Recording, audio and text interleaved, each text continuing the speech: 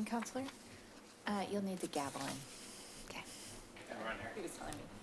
I hereby call the 2,296 meeting of the Milwaukee City Council to order. Please join me in the Pledge of Allegiance. Pledge allegiance to the flag of the United States of America and to the republic for which it stands, one nation under God, indivisible, with liberty and justice for all. I'll just note that the mayor is absent. He's excused from this meeting, and we wish him well.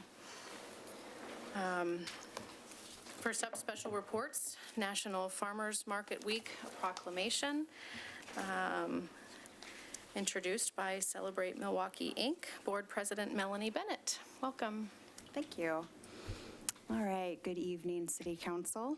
My name is Melanie Bennett. I'm a resident of Milwaukie and the board president of Celebrate Milwaukie Incorporated, or CMI, which is the parent organization of the Milwaukie Farmers Market. And I am very happy to be here tonight to hear your proclamation in support of National Farmers Market Week, which is this week. Farmers markets are thriving and growing all across our country, and we are very fortunate here in Milwaukie to have our own farmers market, which is still going strong in its 21st season. CMI deeply appreciates the support we receive from the city, which has helped the market grow into one of our community's strongest and best loved institutions.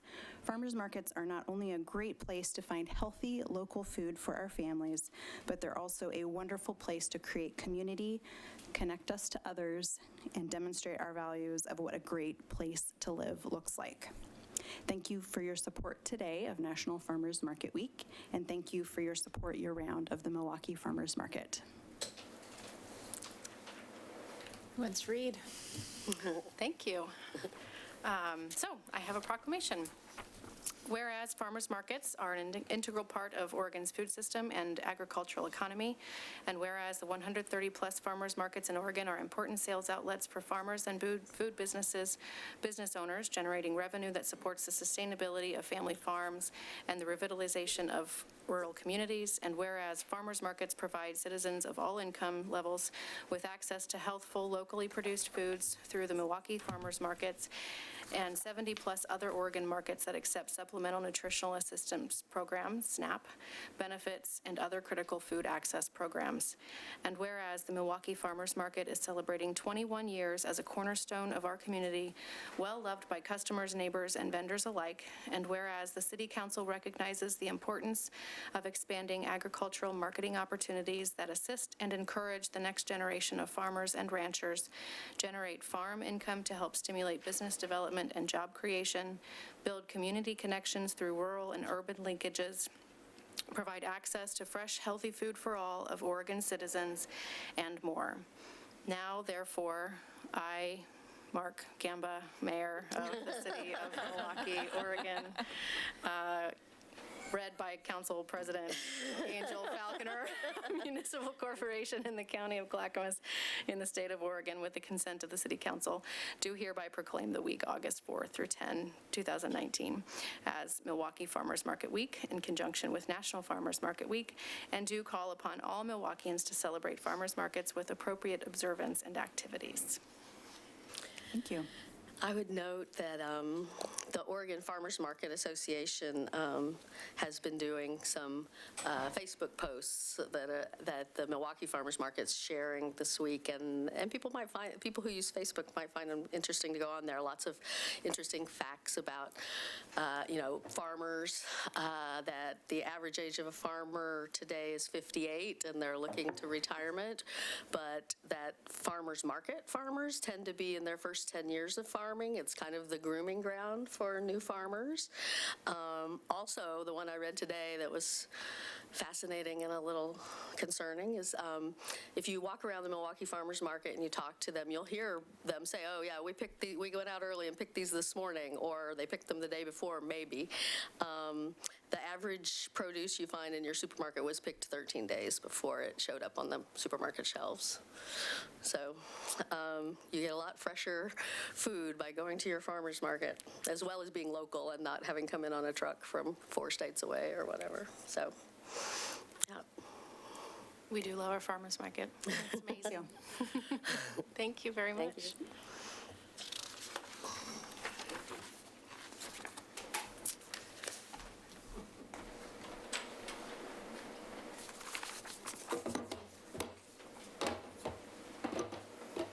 Next up, we have Clackamas County Courthouse Project Report, introduced by Clackamas County Circuit Court Presiding Judge Kathy Steele and Project Manager Gary Barth. Good evening. Good I'm Kathy evening. Steele. I'm the presiding judge in Clackamas County. Our video and audio won't capture you until you sit down in front Bill, of the I'm sitting down microphone. in front of it, Microphones, too, yeah. okay? I'm going to trade places. There you go, Gary. I'm going to let him run the technology stuff because I don't do that well. All right. Welcome. Thank you very much. We're actually, frankly, very happy to be here. We've been making the rounds with a lot of communities and organizations in Clackamas County to tell them what's up, basically about our courthouse. Our courthouse was built in about 1936 when we had 50,000 people in Clackamas County. There was one courtroom, one judge, and a bunch of county offices in there. Now we have 419,000 people plus and growing in Clackamas County, and we have the same building, which we have carved 11 courtrooms out of, and we have no room. If you take into consideration the number of people we have in Clackamas County, we should have a minimum of 14 judges. But we don't. We have 11 because we have no place to put them. And because we don't have enough judges for this population, it has some ramifications that are dire to our citizenship. Justice is delayed. It takes a long time to get a hearing or a trial or something like that. I can tell you that civil cases are 1 to 2 years out. We have the 6th highest criminal docket in the state, and we have to basically go through several set-overs, and I'm talking about many set-overs, before it actually gets to the top of the pile, and it's the oldest one, and it's going to go. And that's a problem because the state of Oregon has disposition dates, recommended dates, when we're supposed to be able to be done with a misdemeanor case or a felony case, and we're having a real hard time meeting those. And one of the reasons is we don't have enough judges. And under the law, if I've got somebody who is in custody, a criminal defendant who's in custody, that takes precedence over a civil case or a criminal case with nobody in custody. And it's expensive and it's traumatic to have these continued continuances or set-overs on all these trials. We have big security issues for the courthouse. Specifically, plaintiffs and defendants are right next to each other in the hallways. Victims are right next to the defendants. All right, you're getting a handout of some of our concerns for the courthouse.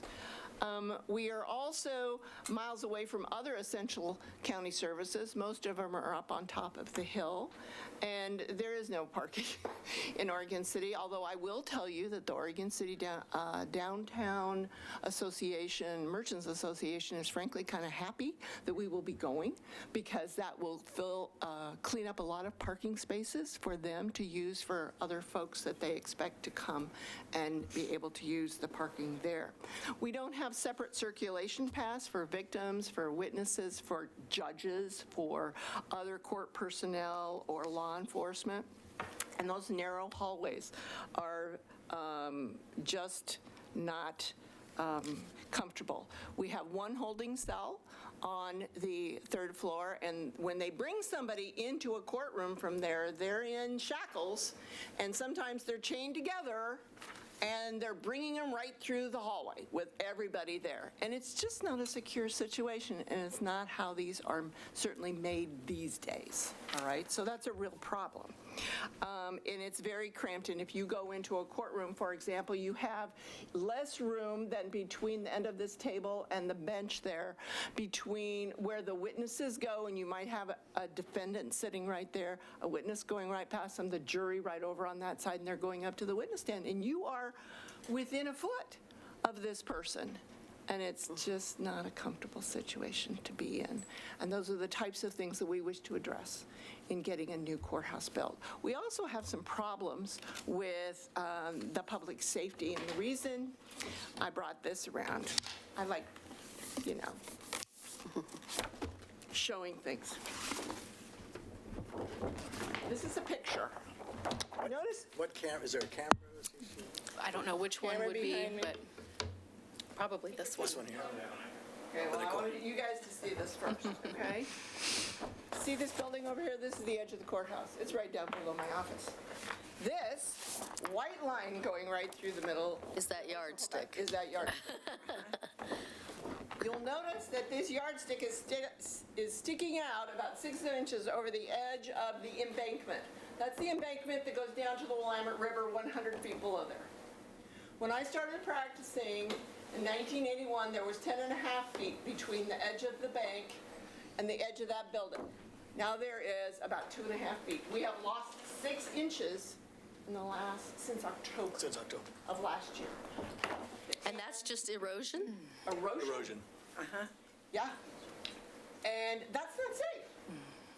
So I'm worried, frankly, that it's going to be condemned before we can get a new place built, all right?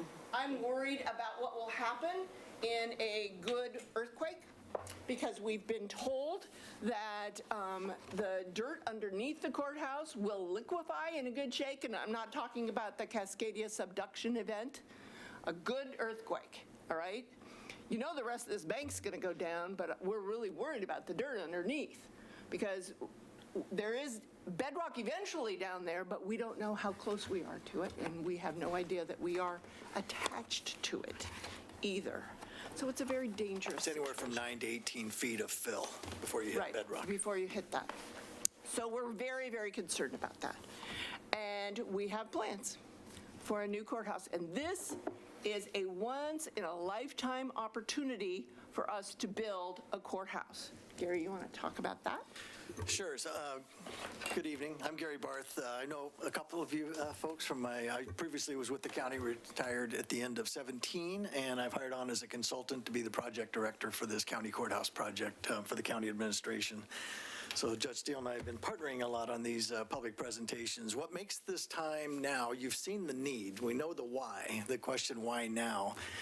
Is this project was prioritized when in 2013 the state legislature created the Oregon Capital Construction and Improvement Fund, the old CCCIF fund, we call it, and its intent was to help all 36 counties that needed help to either repair or replace their existing courthouses, and the state was going to contribute up to half of the funding.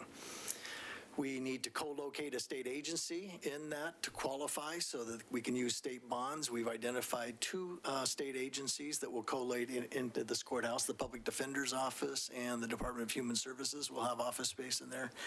And that will qualify us for a 50% match of the total costs of the courthouse. Jefferson County in Madras was the first courthouse, new courthouse constructed under the old CCCIF fund. It is done.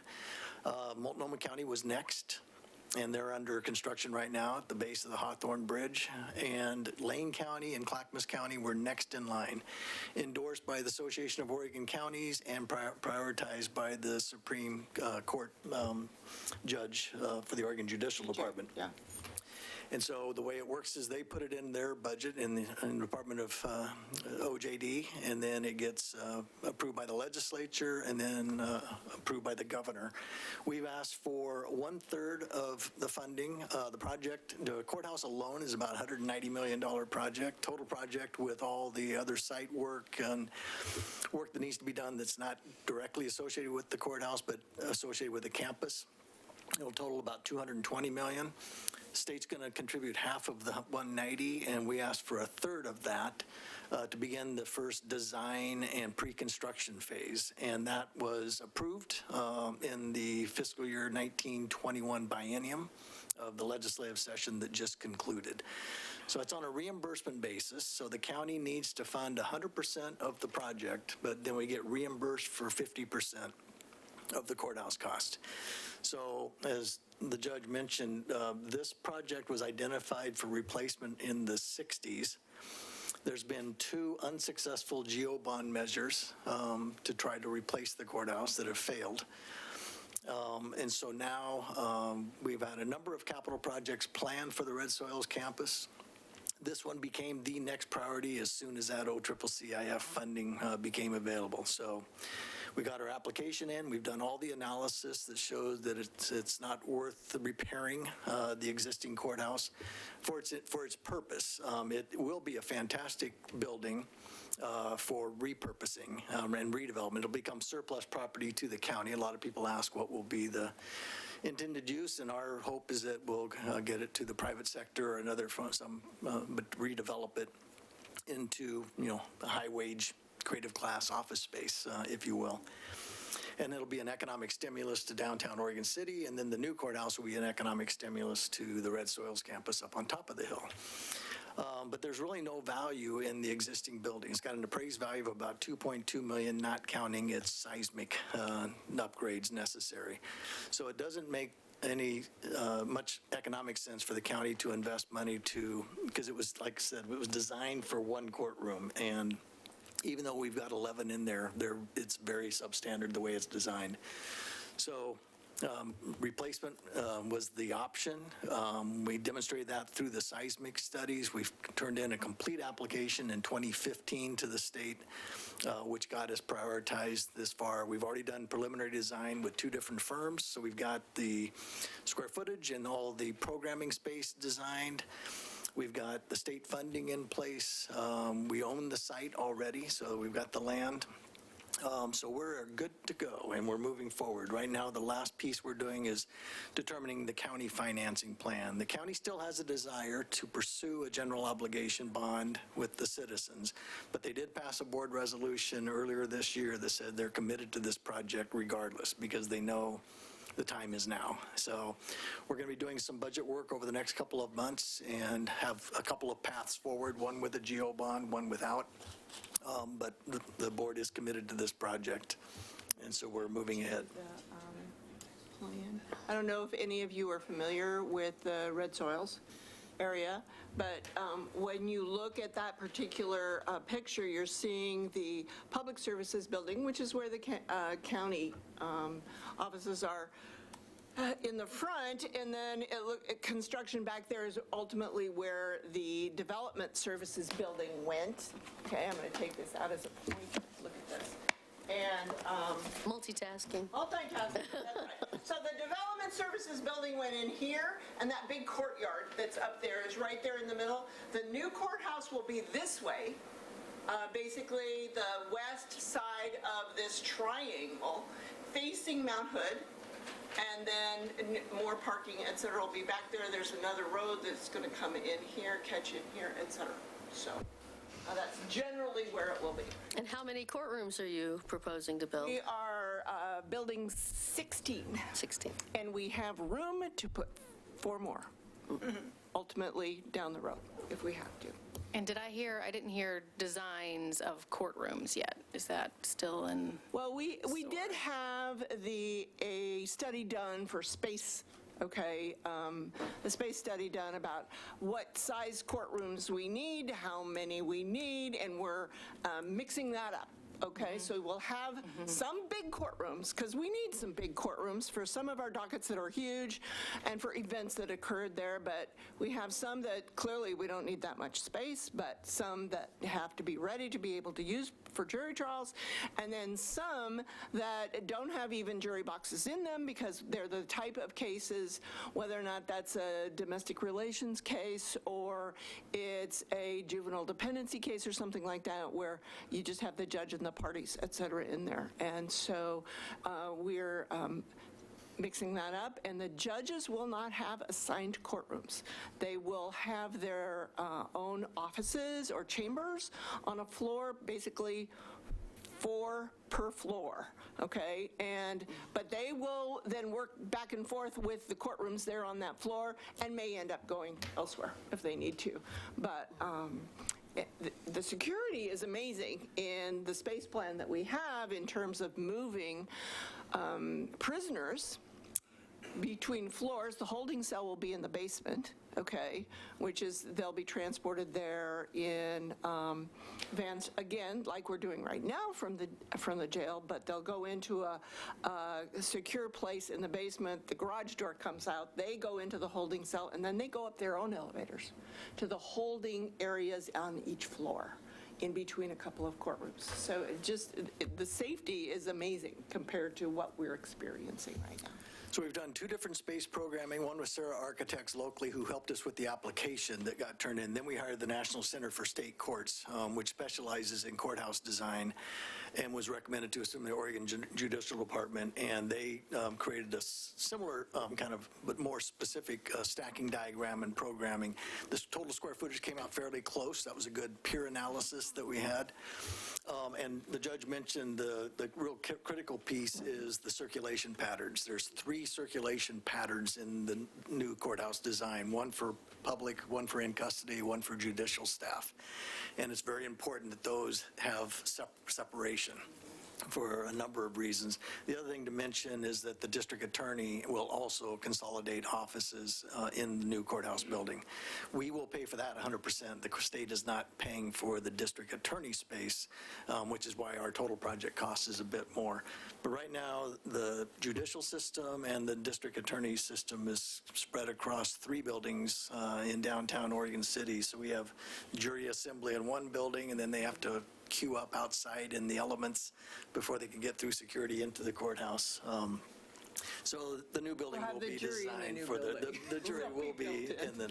So this is a conceptual plan. This was developed at the project kickoff a couple of years only to kind of show the orientation. The judge mentioned that's the public service building on the left and the development services building on the right, and this will be kind of the centerpiece of that. We've got another conceptual plan that was developed by NCSC, but honestly, when the next phase is our design phase, we'll go out for bid and we'll get an architect on board, and that's when the final design work will really begin.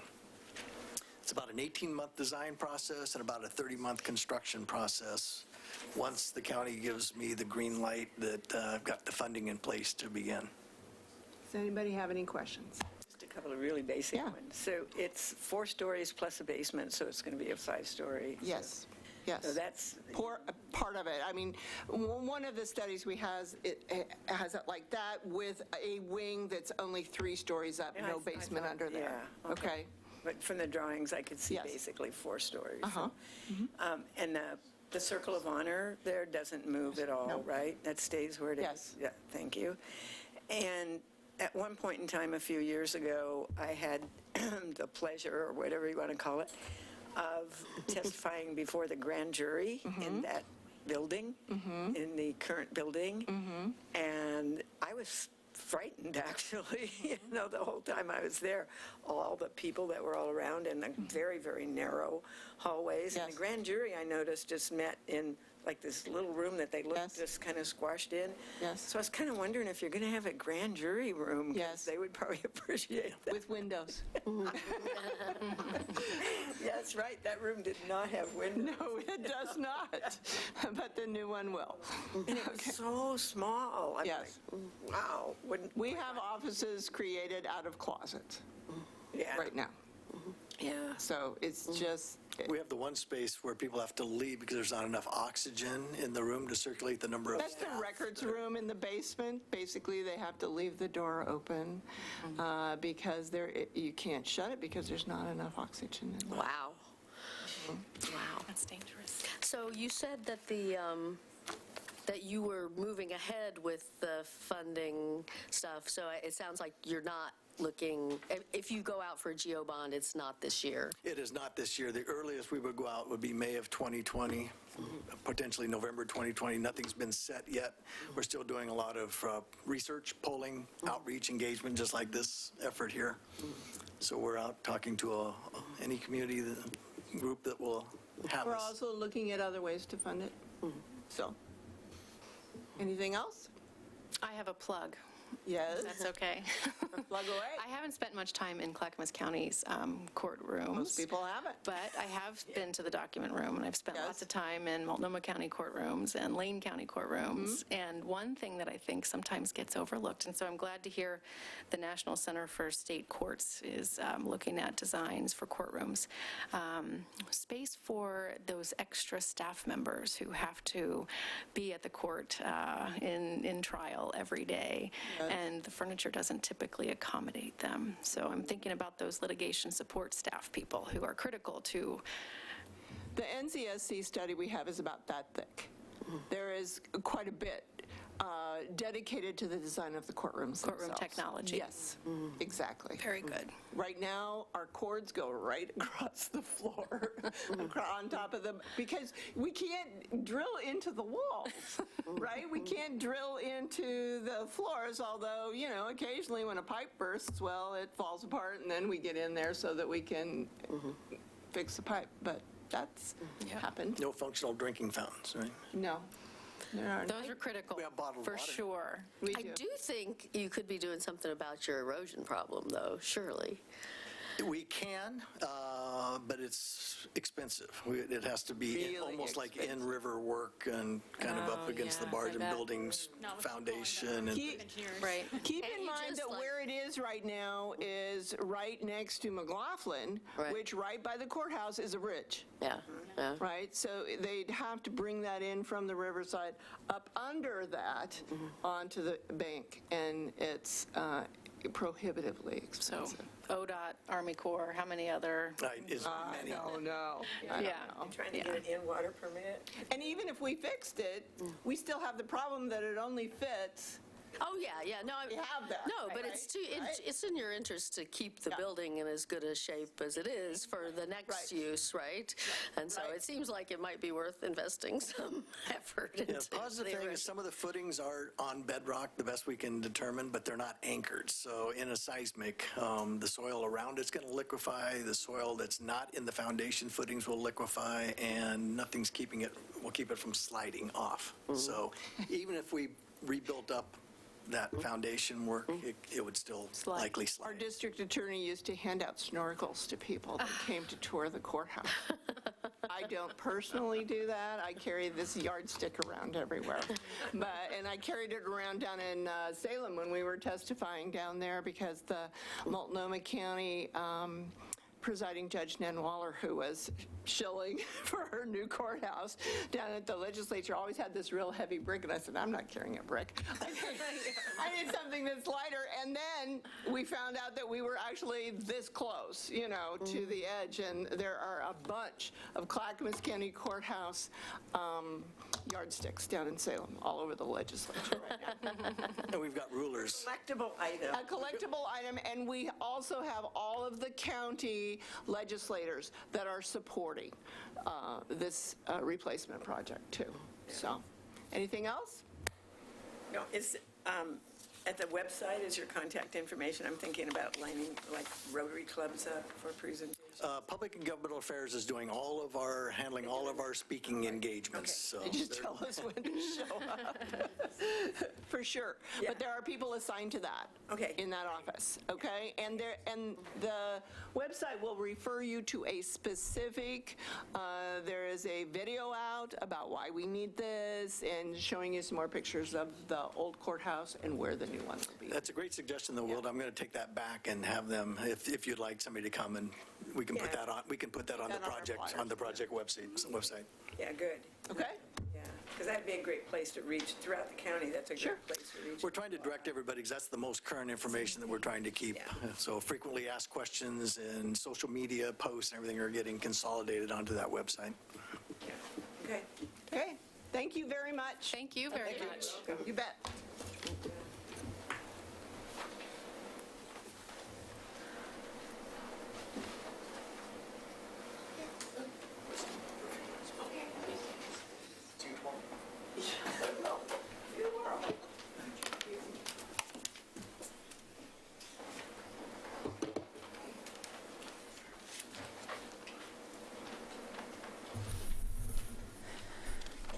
Council President, If it's all right with you, I am going to trade my time for later in the night so that we can get Christina out of here for the evening. She's doing a plug, and I actually think a lot of the people in the room might like to hear about it. Great. So That that's sounds the good to trade. me. Hi. So, good evening. For the record, my name is Christina Fadenrecht, and I'm the Administrative Specialist in the Office of the City Manager. I'm here to provide an update on the planning for the first Milwaukie Leadership Academy. So the announcement is up, if you haven't seen it already. This is a program being developed under City Council Community Engagement Goal as a way to have more people that are interested in Milwaukie in any way, whether they live here or not, more involved through leadership in the city's boards, committees, and commissions. And this leadership program is sort of a City 101 government education program too. What it is, it starts in October and it goes through May, and there's one session each month that will be led by city department staff, and it'll be a 2-hour education session to teach people what it is the city does, how they do it. It will consist of tours, question and answer opportunities, and just open discussion. So in the report I'm providing, there is a draft proposed curriculum of what the sessions will look like, what the topics are for each of those nights, and the dates for all of those. And I'm just here to hear any feedback you might have or questions. The applications are posted on the city webpage, www.milwaukieoregon.gov/Leadership Academy. It's open to anyone ages 16 and up. We're limited at 30 participants. We've already received 13, and it's just been up a few weeks, so it's pretty cool. It is being advertised in the Milwaukie Pilot and city social media. And we've shared the opportunity with the local high schools in the Wichita Center and Northwest Family Services, as well as the Clackamas Community College Harmony Campus, so we can get more youth involved. And I will open it up to any questions. You said the application is open through September 2nd. And the deadline after feedback from the last work session where the update was the application extension is September 16th for students because they don't start school until after Labor Day, and we want a chance for them to hear about the opportunity. And we will have 4 spaces available for the students, so those will be reserved for them. And it's important to note, I think, that there's no charge for people to attend. It's free. That it And- is something the city is offering free of Yes. charge to And participants. we'll be providing dinner before each of the sessions too, so that's an offering, so Yeah. people don't have to go home before they come. And I think I saw if folks need some assistance with accommodations, For language barriers, language. absolutely. Yeah, And childcare. if it looks like we have some individuals who childcare really is the issue about whether or not they can participate, we'll figure it out. Team effort. And we, I think the council have maybe been doing this sort of on our own, but I do think we're going through the process of interviewing some people for boards and commissions, and we're trying to tell people there at those interviews, whether they get selected for the board or commission or not about this opportunity. And Yeah, we either do that by handouts like Kathy did at one of the meetings or through email. One of the Right. others so Yeah. far. And I would love to add it to the farmer's market table as well. Oh, yeah. 'Cause Yeah. We did that for Carefree as well, so we're happy to take us that out. I did talk to one person about it at Carefree Sunday. Thank you. It was noted by Councilor Parks in the last meeting too, to see if there could be a education credit incentive possibly for college students. We looked into that, and Clackamas Community College at least, they said that in future years, we may be able to offer continuing education units. So that would have to be in future years because they want to evaluate the program first and see, measure the student performance somehow. So that's something we can look into for later years. It's great. Great. Yeah, good work. It's very exciting. Yeah. Thanks to you Excited. and Stefan, who's Yes, not here. Stefan but- Lashbrook, yeah. he's volunteered his time, and we're really excited. So Yep. Thank Here you. too. Yeah, I am. thank you. Thanks, Christina. So I'll reserve the rest of my time for at the end of the night. Okay. Just so that we can proceed. Okay, then we'll move on to tonight's consent agenda. Tonight's consent agenda includes the minutes of the June 18, 2019 work session and June 18, 2019 regular session, a resolution making appointments to the Budget Committee, a resolution accepting the Cottage Cluster feasibility analysis, an Oregon Liquor Control Commission application for Casa Bruno 9304 Southeast Main Street, Suite B Distillery. Does any member wish to remove an item from the consent agenda? Yes, I'd like to remove item C, the resolution accepting the Cottage Cluster feasibility analysis from the consent agenda. Okay, I will entertain a motion to approve the consent agenda as amended. I'll make that motion. I'll second. It's been moved and seconded to approve the consent agenda as amended. All those in favor say aye. Aye. Aye. Outcome unanimous, 4-0. All right, so I think probably the way to handle this, well, let me ask you how you want to discuss this, I suppose. Yes, Okay. yes. And I think And there may be some people here who want to testify, I'm not sure, but May I invite two staff people up to Sure. answer any questions? That would be Denny great. and Aaron, thanks.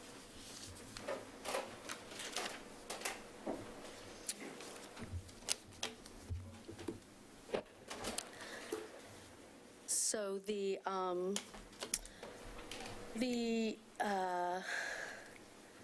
resolution that is before us has some language, the now therefore be it resolved clause. I don't have any problem with the other parts of it. And I don't have any problem with the first part of the now be it resolved clause, which says the city council accepts the college cluster feasibility analysis.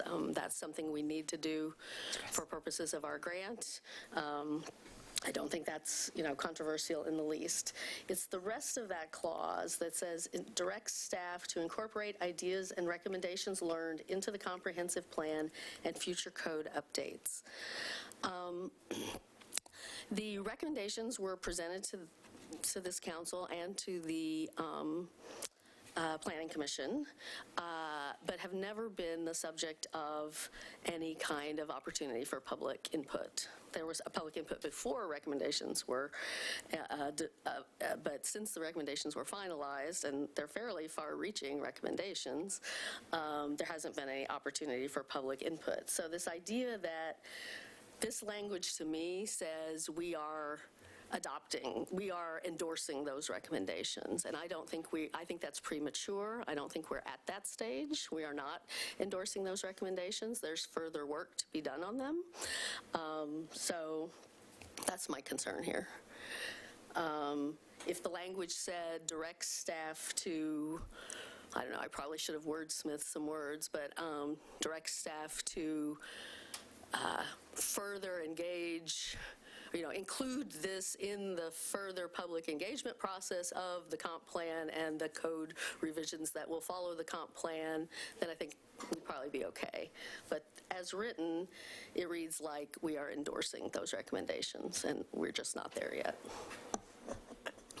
I just. Is that a question? Is there a question? Just, I wonder if staff has a. Yeah. Well, I guess let me talk about how we were thinking about this. So, as you know, we've been putting a lot of effort into the comprehensive plan policy update, and we're trying to get that set of policies adopted so that we can start in on some of the implementation concepts. One of the things that we believe we would attack first are the cottage cluster, missing middle housing, ADU concepts. So we were expecting to sort of start an updated public process related to that beginning of next year. I was also thinking that once Planning Commission was done with their work on the comp plan policies, that we would probably start discussions. So it could potentially start even before with the commission. Staff has not gone back through the report and drafted a sort of staff version of what we think we ought to propose. And it's not exactly the same as what the consultant has proposed, I can say that. So there are, I think that's what I was sort of expecting. Some of our work in the fall, staff work in the fall, would be to try to prepare something that then to take back to the public in the beginning of next year. Incorporate ideas and recommendations learned. I think that is kind of what we're going to do. We're going to take some of those ideas and those recommendations and work with them, trying to create code language that reflects some of that, but I absolutely don't think it is taking what they did and their draft, they did do a draft code, and bring that forward, because I think there's a lot of tweaks that need to be made. But one thing, if you don't mind, I just want to tag on to this is there's been some confusion as this has come up over the course of the day. So what we've been doing is sort of this planning process about policies. In January, when we adopt the comp plan, we will then start a process where we start going into the details and the depth of what actually the code changes will be. So I'm mainly saying this for the community so that you know, if you care about the housing code, that really is probably going to be starting January, February-ish, and looking out until July-ish for some of those edits. 6 months. I'm thinking back to Denny's whiteboard in his office, but that seems to be about the space that he put in there for the early discussions around this with the community. Thanks. That schedule is something else I'm going to be working on over the next week. I remember the handwritten timeline with the phases, and He did it again. That's what I remember Yeah. too. This is a new one. You haven't seen this one. So I read it and I understood it more along the lines of what, Denny, you just outlined. And so I wonder if we can't find language to finesse this just a little bit. Because I don't actually think that this says that we're endorsing specific policies or code. It doesn't have specific policies or code. It's very similar to me to the And recommendations. yeah, and it's similar to adopting the climate action plan and the housing affordability strategies, where we actually had stronger language than this in the therefore be it resolved section. And so I'm wondering if we don't. But those were ones that had a big public process. This has as well. This has been a 1.5 year long process, and we've had lots of input on this. I don't think that it's You haven't had accurate to any say that it input hasn't since had. the recommendations It came hasn't. out. The haven't had- recommendations came from hours and hours and hours of community input and open houses where these were then distilled into these recommendations. I don't think people I perceive think it we that can way. find common ground, is what I'm saying to you. Okay. Because I believe that this. Well, I think direct staff to incorporate ideas and recommendations, you could read that to say some ideas and recommendations or those they deem appropriate, but it really reads like all of the ideas and recommendations. It doesn't call for either more public input or even discernment on the part of staff. I think it's overly presumptuous it's overly much creating a presumption that that's what we're going with. So I think, I'll just say agree to disagree on that, because I do think that it's more general than that, but I do think that we can maybe wordsmith a little bit and get to a better outcome. I think direct staff to incorporate ideas and recommendations learned through this process into comprehensive planning process and future code updates. or something along those You're talking about adding lines. the word process after plan? Yeah, I think it makes it clear that that we're going to be incorporating these ideas and recommendations into exactly what you're talking about, which is an ongoing process of comp plan updating and code. Okay, so let's say that. The ongoing public process of comprehensive plan, updating, and code writing. Into the ongoing process. Into the ongoing public process of comprehensive plan, updating, and, or comprehensive plan and code updating. Right?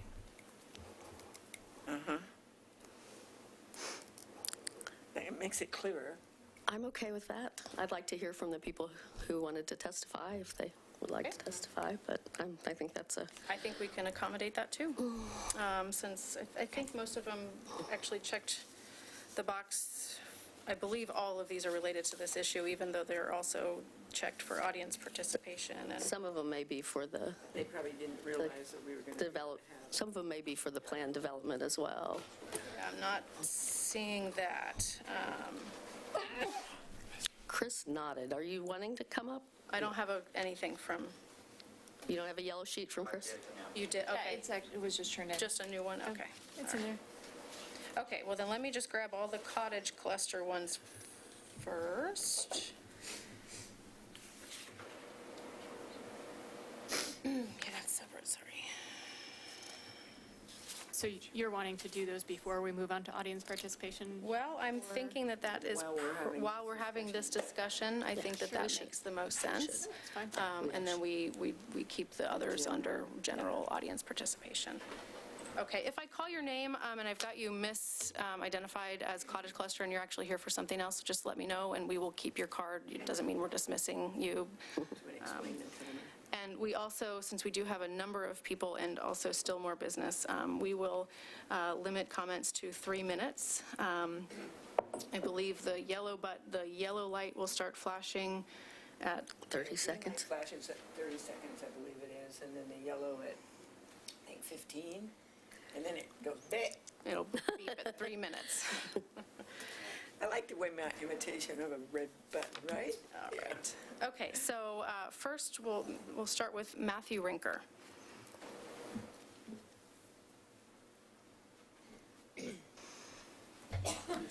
Hey, good evening, everybody. My name is Matthew Rinker. I live at 3012 Southeast Balfour Street in the Ardenwald neighborhood. So I just want to kind of reiterate, or I guess agree with Councilor Beatty. And it sounds like you also sort of agreed on this after I handed in my my form saying I'm going to speak. But yeah, just that this is an ongoing public process where it's like we like the concepts we're seeing. Let's move forward to figure out which of those make sense to actually integrate, and do we need to make tweaks, whatnot. But just that it's an ongoing process and not, hey, you know, here's what we're going to do, and we're going to go forward with it. And that's it, short and sweet. You can And you were part of the working group yes, on it this. was. Yeah. All right. Thank you. Thank you very much. Appreciate it. Thank you. All right, next up, Ben Rousseau. Again, name, you don't have to do full address, but city of residence is helpful. Neighborhood is always Neighborhood. good. Yeah. Hello, thank you. My name is Ben Russo. I live in the Lake Road neighborhood, and so things have shifted around a little bit tonight, but I just wanted to state from my involvement with the Vision Advisory Committee and now on the Comprehensive Plan Advisory Committee, and having attended the meetings related to the Cottage Cluster feasibility study, I have really appreciated the level of public input that has been sought for that up to this point. I think it's been great. And I have a few just, well, I came to, talk about some of my personal reasons why I feel like this is really important to address. I don't know if there's any value in that right now. I think we're going to continue the discussion down the road, but I'll just say briefly, I've had at least 3 or 4 scenarios with really close friends, family members who had to leave the Portland and Milwaukie area because of housing affordability, where this would have been a perfect fit. And then an ADU, more availability of ADUs and whatnot. And in my own property, we started the process to evaluate that. We met with city staff and then found that it was going to cost us about $25,000 to $35,000 in just frontage improvements and SDCs to be able to start, breaking ground. And we have a half-acre property, and it was a perfect opportunity there to do that, to build that project. And that would have, facilitated my good friend staying in town, or my sister, others. We have similar concerns with our daughters who are ready to leave the house, but they can't afford to. So anyhow, it's something that I see as really important step forward, and I encourage the city to work with the policy recommendations and try to get those incorporated in. Thank you. Thanks. Next, we have Mary Zelhary.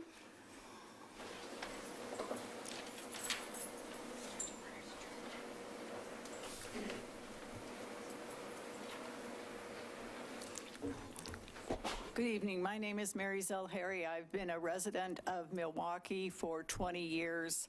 I live on Jackson Street.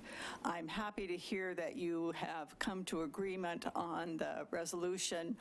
I think it's important to have community involvement, but I also think it's important at some point to make a decision and go ahead, especially with this, making it easier for the building of ADUs and cottage clusters. As I and other seniors get older, we want to have a place that we can live, not in our houses as they are now. We live in a ranch-style house. I don't need that in the future, but I'd like to stay in Milwaukee. And unless something changes, I'm going to go over to River Road or some others, the Springs, and I don't necessarily want to live there. And so I think that the development of cottage clusters and ADUs is a wonderful thing, but we have to make it easier for people to want to build those things. And I encourage you to keep pushing ahead with this idea. Thank you. Thank you. Thanks, Mary. Heather Sparks.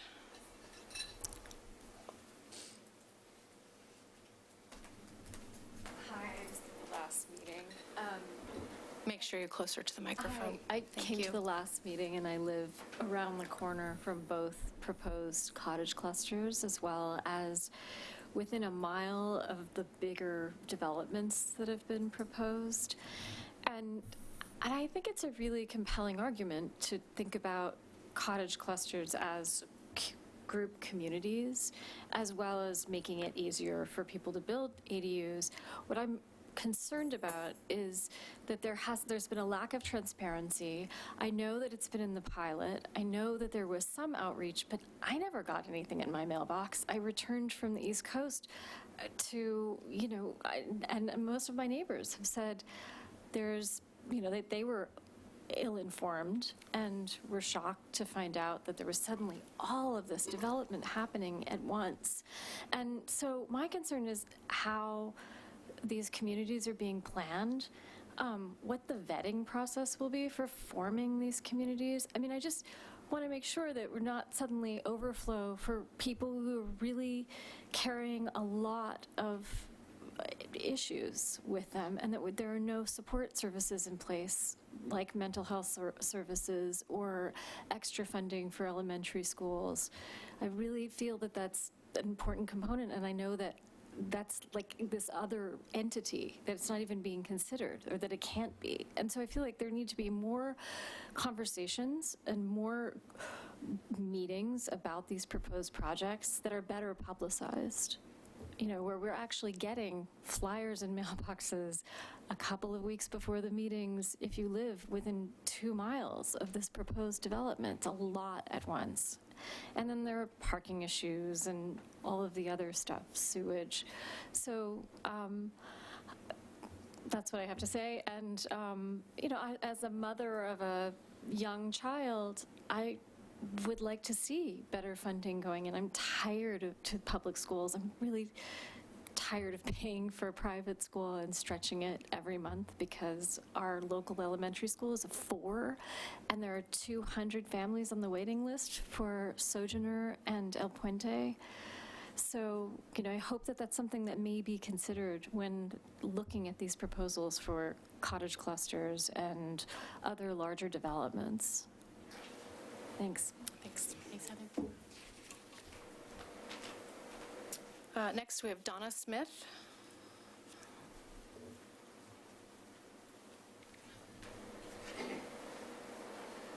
Again, microphones and me don't get along, but we'll do the best I can.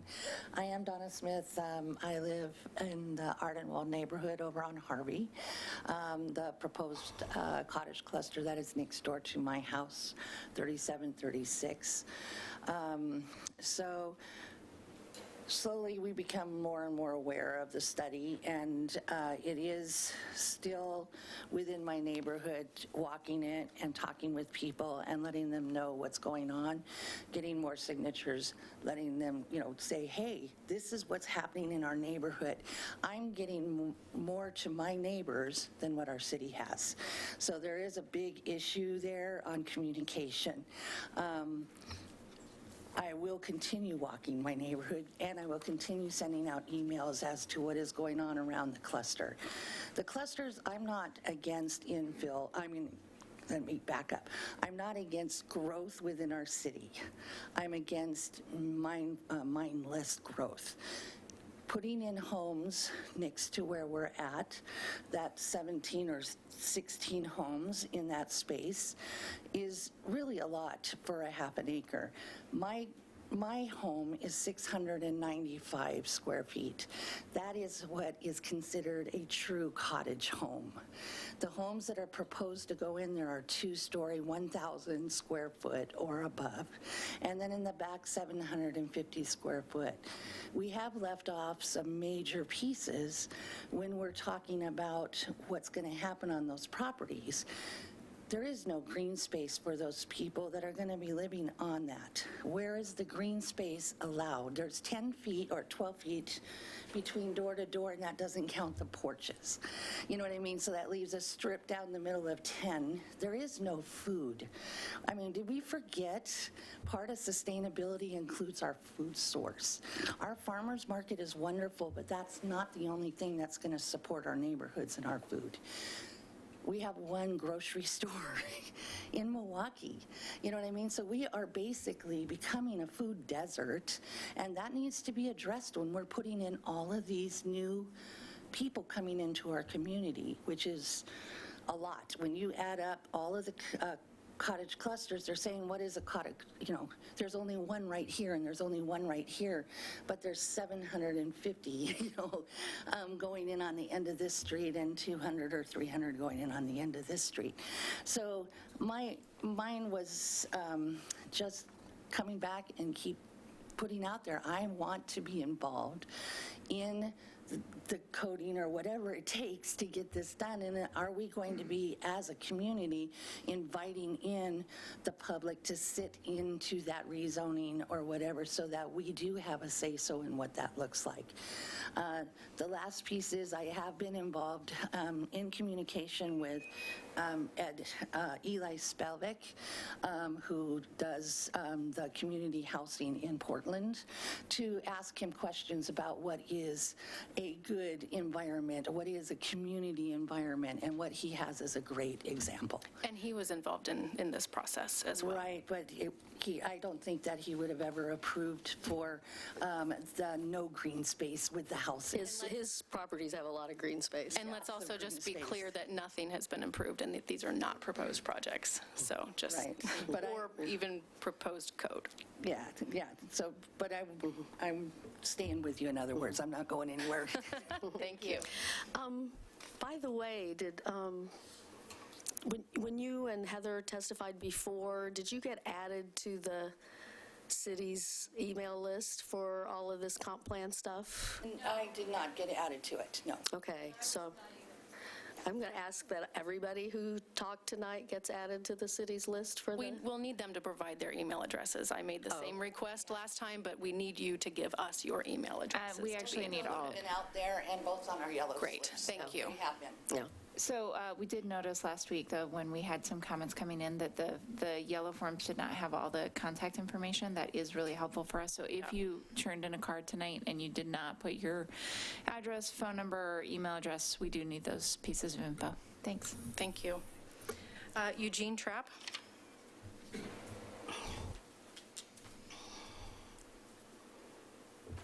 Hi, I'm Eugene Trapp, and I live in the Aldenwood neighborhood. I've been in Milwaukee, in and out of Milwaukee since 1965. That was my first house, and there's been a lot of changes going on. Yeah, but the neighborhood I live in now, there's a lot of confusion, and I'm confused also that Cottage, what's come up with the Cottage locations you're coming up with, and why. And I understand there's going to be some construction on 32nd, and what's going to happen there. I'm completely ignorant of what's going on. And so, I read the paper, I read the pilot, I try to keep up with everything. The wife and I, we walk 3 to 5 miles a day in different routes all over Milwaukee, and so we're old school. So I think I need some more information. May I request that staff reach out and... Yeah, so Denny was speaking with a few of the individuals who got here early, and he's handed off his business card, so they'll continue that conversation. There were a few sites that I didn't actually know the address on that they were speaking about, so we'll get to the bottom of what those are, but most of the questions are around the Monroe apartment site and the site on Harvey. In Harvey. Perfect. Yeah, and can I ask you, because maybe it's a stupid question, but why are we expanding? Why don't you let Portland or some other place expand and keep Milwaukee the way we've been for so many years, how nice it is, how the people are.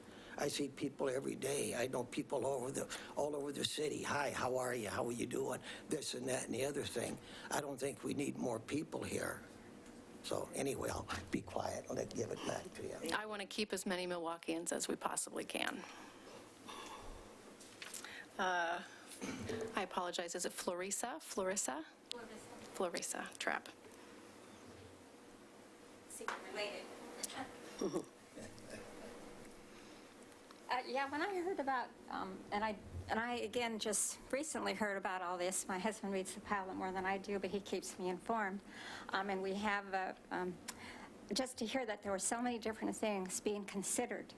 And I'm glad to hear that a lot of them are just really in the beginning stages, because my husband and I are 75, 78. We would love to retire here. We hope we can afford it. We hope that we can afford the water and the sewer and everything, which would have to be put in to support all these people. And, our road has potholes and things in it that, the infrastructure has to be looked at. And how do we, people that are our age, can we afford it? Because it'll probably trickle down to us. And if being person who has a home and everything, I would never look at financially doing all these things. I would have to really prioritize and figure out what's going to be the best, because I hope that's how the city's looking at it, because certainly within 15 or 10 years, all these projects, the city or the people in the city, where would the money come from? I mean, that's a lot of money being put out for the little tiny things. And I live on a block and a half away from the one that's the Cottage place, and it's like I walk down Harvey. My husband and I have been walkers. I've been a walker for 53 years, so I walk all over the area, and I would be concerned about safety and traffic. I have grandkids who are 3.5 years old, and we don't even have all the way sidewalks on Harvey, and the street. One side is narrow, one side is big. I don't want sidewalks on both sides like Bell Road. I want better streets too, and traffic with cars. I'm hoping that people just look at a sidewalk on one side of the road, so we don't have such narrow roads, but we do have sidewalks perhaps. So I think that the infrastructure needs to be looked at, and is it affordable? How long would it take to do the mini houses, the one, and I think there's something considered on 36 at the end, close to King Road. There's some property there that's vacant, and then the one on 32nd, and then the other one is like, those are a lot of things going on, that, again, I wouldn't even begin to consider all those different projects. I'd have to really look at the time frame and what's priority. So I hope the city's doing that, and I hope that they do somehow advertise the private, and don't code it so that the average citizen doesn't know what we're talking about. It's like if it has something that means something to the city council, but doesn't mean anything to us, so that you put it out in plain English words. We're talking about this, we're talking about that, we're talking about that, so then we can know what's going on more. I think you're preaching a little bit to the choir on that one. Also, I just want to make sure, because you mentioned that you and your husband walk so much. Yes. I want to make sure, and especially since you mentioned Harvey specifically, just to get information about the SAFE program. I think that you'll find that that Harvey is one of the ones that are considered for continuation of sidewalks. Who's responsible for King Road? Parts of it is ours. Me. If I say something, I think some of the citizens on King Road don't want it to be repaired because people will drive faster than they already do. There are some issues with that road. It is currently early in the SAFE project. IE is scheduled to be early in that project. So why don't you and I, when we're done, step up. I can talk to you about the SAFE project. I will have to admit there was one pothole last year that was about this big, that if you hit your tire on it, you would have probably blown it. And I spray painted it yellow so people could see that this is a really big hole. Well, and we do, just so people on air know and in the room know, we have a pothole repair line. So if you do see something that is going to eat your car, please call us immediately. We do want to fix that quickly.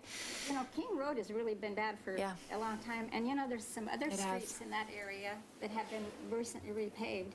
They were a lot better than the road next to it. So that's what I'm concerned. So why is this road being paved when this road here and here is pretty in bad, worse shape? That by the water tower. We're going to go talk about that. Yeah. So I'll step out while you continue. Yeah, but there is online, there's a pothole repair, there's a phone number and a website way to submit reporting potholes, and now's the time to do it because they can't repair them very well in the winter, but now, this time of year, they can repair them. So, Chris Ortolano, I just want to make sure, because I think you raised your hand for a later item, but your thing here says Cottage Cluster, and I just want to make sure that we're not missing you right now. Cottage Cluster. So now? Yeah. All right. Chris Ortolano, please.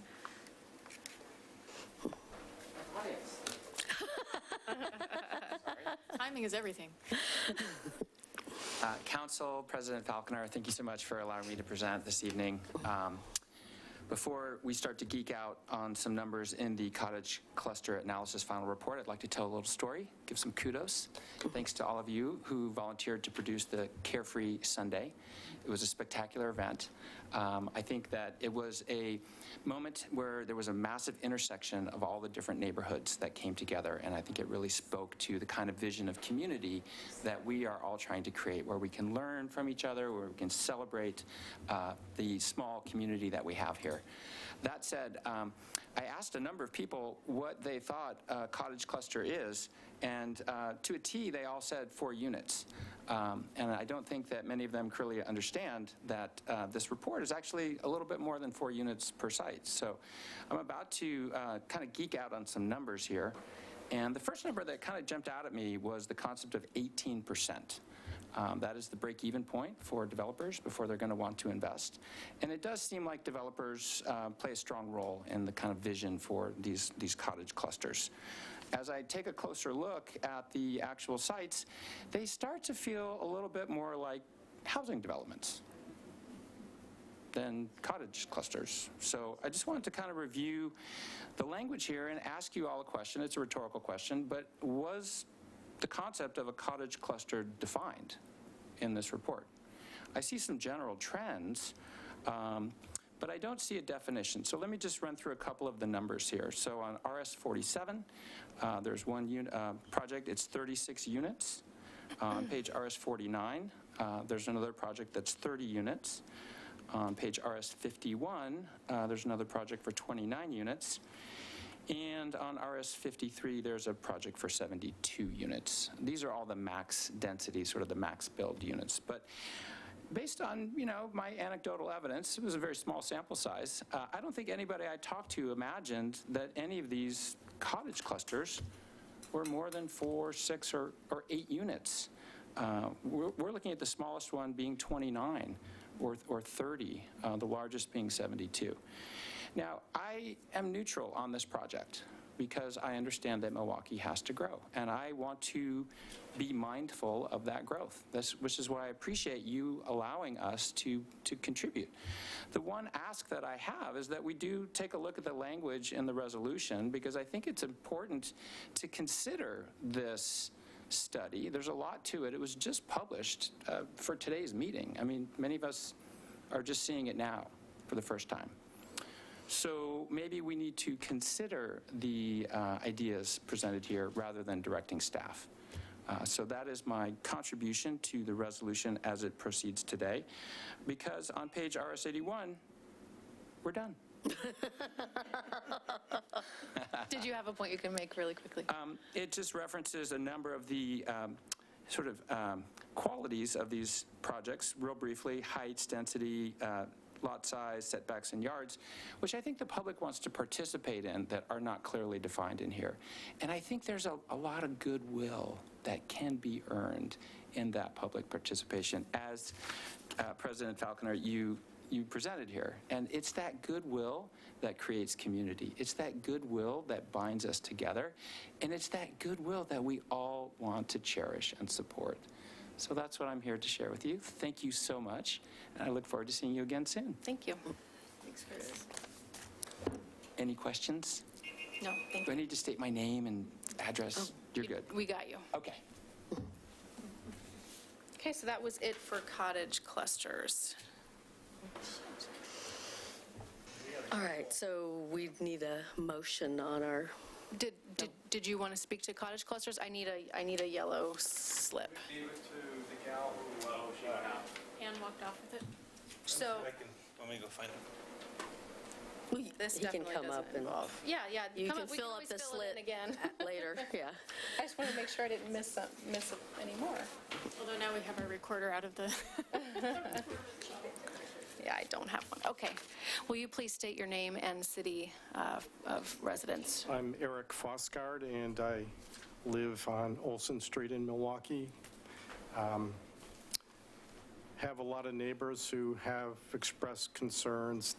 They all could not be here because of their work schedules. And I won't speak to all of those. Setbacks was mentioned. I just read through the report myself. The biggest concern that I have is with 29th and the access that would, it looks like, be given to joining 29th into this complex, and the traffic that would generate, and wondering why that would be. Although I would say that I'm a walker as well, and do a lot, and I think the access into that by bicycles and pedestrians would be favorable. I think we want to preserve the walkability of that area and the access to the Springwater Corridor and transit by bicycles and pedestrians, but I don't see the need for cars to have that access, and there, with the numbers that we're looking at, there would be a lot of them. So you're really talking about Hillside, not so much the cottage cluster thing. Yeah. Hillside is, yeah. Is that a part of this, or? Oh, okay. That's okay. Your comments are heard. Yeah. All right. Yeah. Thank you. Thank you. And then,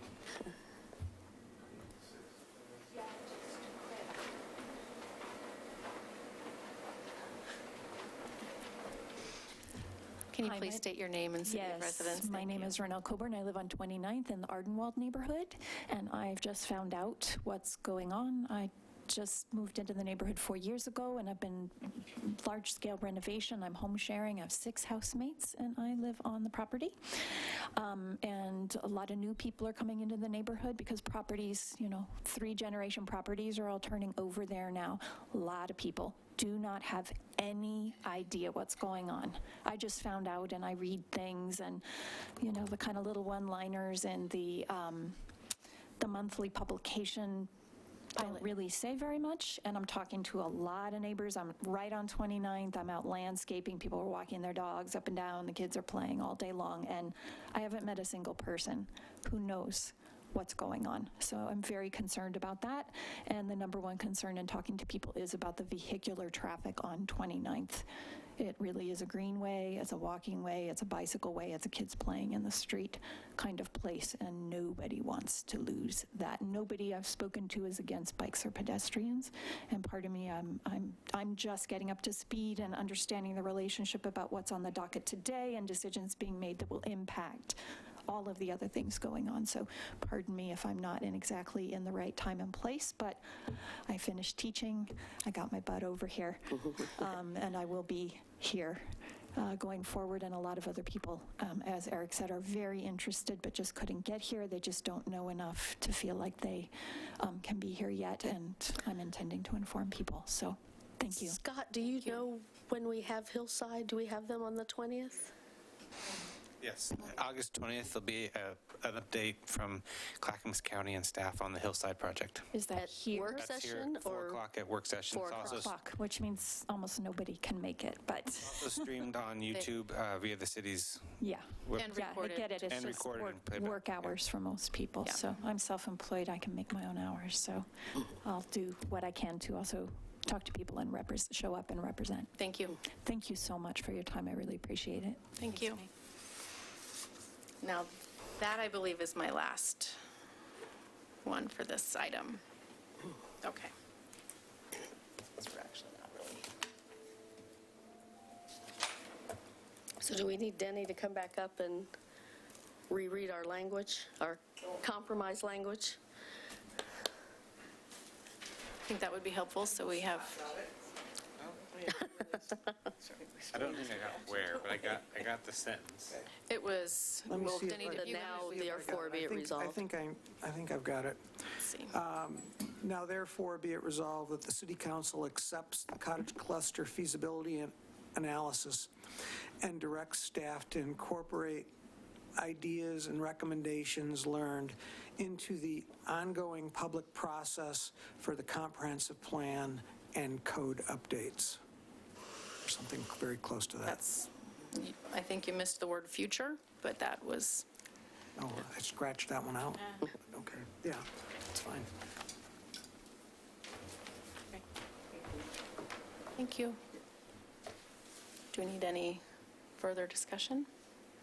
I think that language is okay. I mean, I take Mr. Orlano's point about, inserting the idea of consider or whatever. I still think it's a little bit, it creates a little bit of a presumption, but I think it's definitely improved over what we have here, so I can live with that language. Okay. So can I? Is that a motion then? Oh, well, I will make a motion to approve the resolution with the amendment as just read by the planning director. I'll second. It's been moved and seconded to approve the resolution as amended and read by staff. All those in favor? Aye. Aye. Opposed? None heard? Passes unanimously. Okay. So now we do have audience participation, and I do have a couple of, or maybe just one. I've got Cher Davidson. Hi. Hi. Can you please come and be sure to speak your name and city of residence into the microphone, please? My name is Cher Davidson. I'm a former resident for 21 years of Milwaukie. I have not lived here for several years, but I love the time that I did. I was on the Lake Road neighborhood, And I must say first, before I say why I'm here, is I am terribly impressed with the group of people who've been talking, and the issue is fascinating to me and a very important one.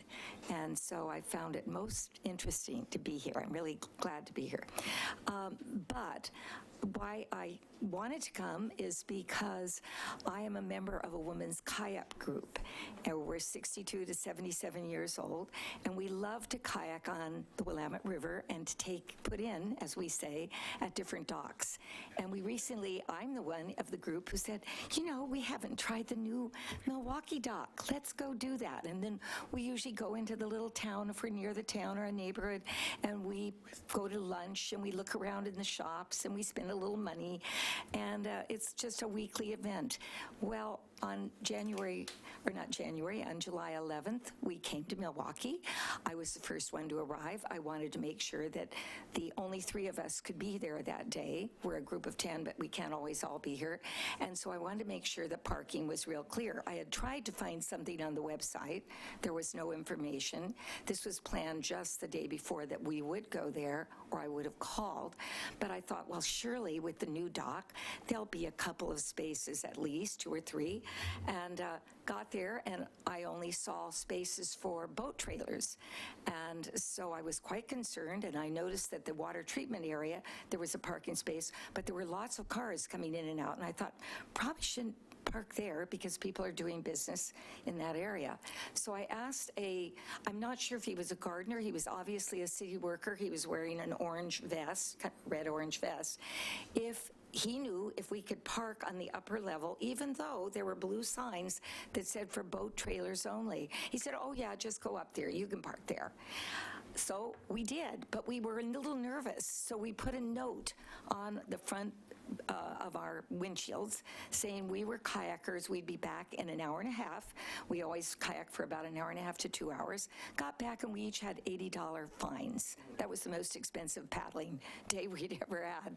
We don't mind paying $3 to $5 or $6 even. Most of the places on the Willamette River, other communities, do have a little meter you can go to, and you can take out a ticket, put it on your car. The trouble is that none of those spaces have even been allowed for that type of a thing. It was a weekday. It was a Thursday morning at 9:30 in the morning. There were only 1 boat trailer there and vehicle. Lots of space. We were going to be back by 11. So I just would like to recommend, one of the clerks in the City Hall said, you ought to go to the City Council meeting. I said, it's been years since I've gone to a Milwaukie Council meeting. I'm going to do that. And so I would recommend that you really look into posting clearly. If you can't change the parking situation, post a sign so that we would know, well, this is not going to work for us. But it would be wonderful. It's as one of my kayakers said, this is not tenable. This is discrimination against small boat people with canoes and kayaks. So, and the other 2 people weren't able to be here, one for health reasons, another one for work reasons. So I'm kind of representing them and would like to encourage the city of Milwaukie to change that parking so that there is some parking available. And thank you for your time. Thank you very much. I realize the other issues are maybe far more important. But this is one that Actually, the city manager I'm looks happy to like respond. No, unfortunately, this has been a long one, and so rather than having you leave, I did want to just give you sort of a background on that parking lot in particular. So when we built the dock, we actually signed an agreement with the Marine Board that restricted a lot of those parking stalls. So that is part of, and the fact that we had to strongly enforce, and it has a number of stipulations in there about how we have to manage that parking lot. It is a 23-year agreement, I think, by the time it is all done. We are 5 years into it, I believe. So I also just want to let you know that that is part of why we manage it in that way.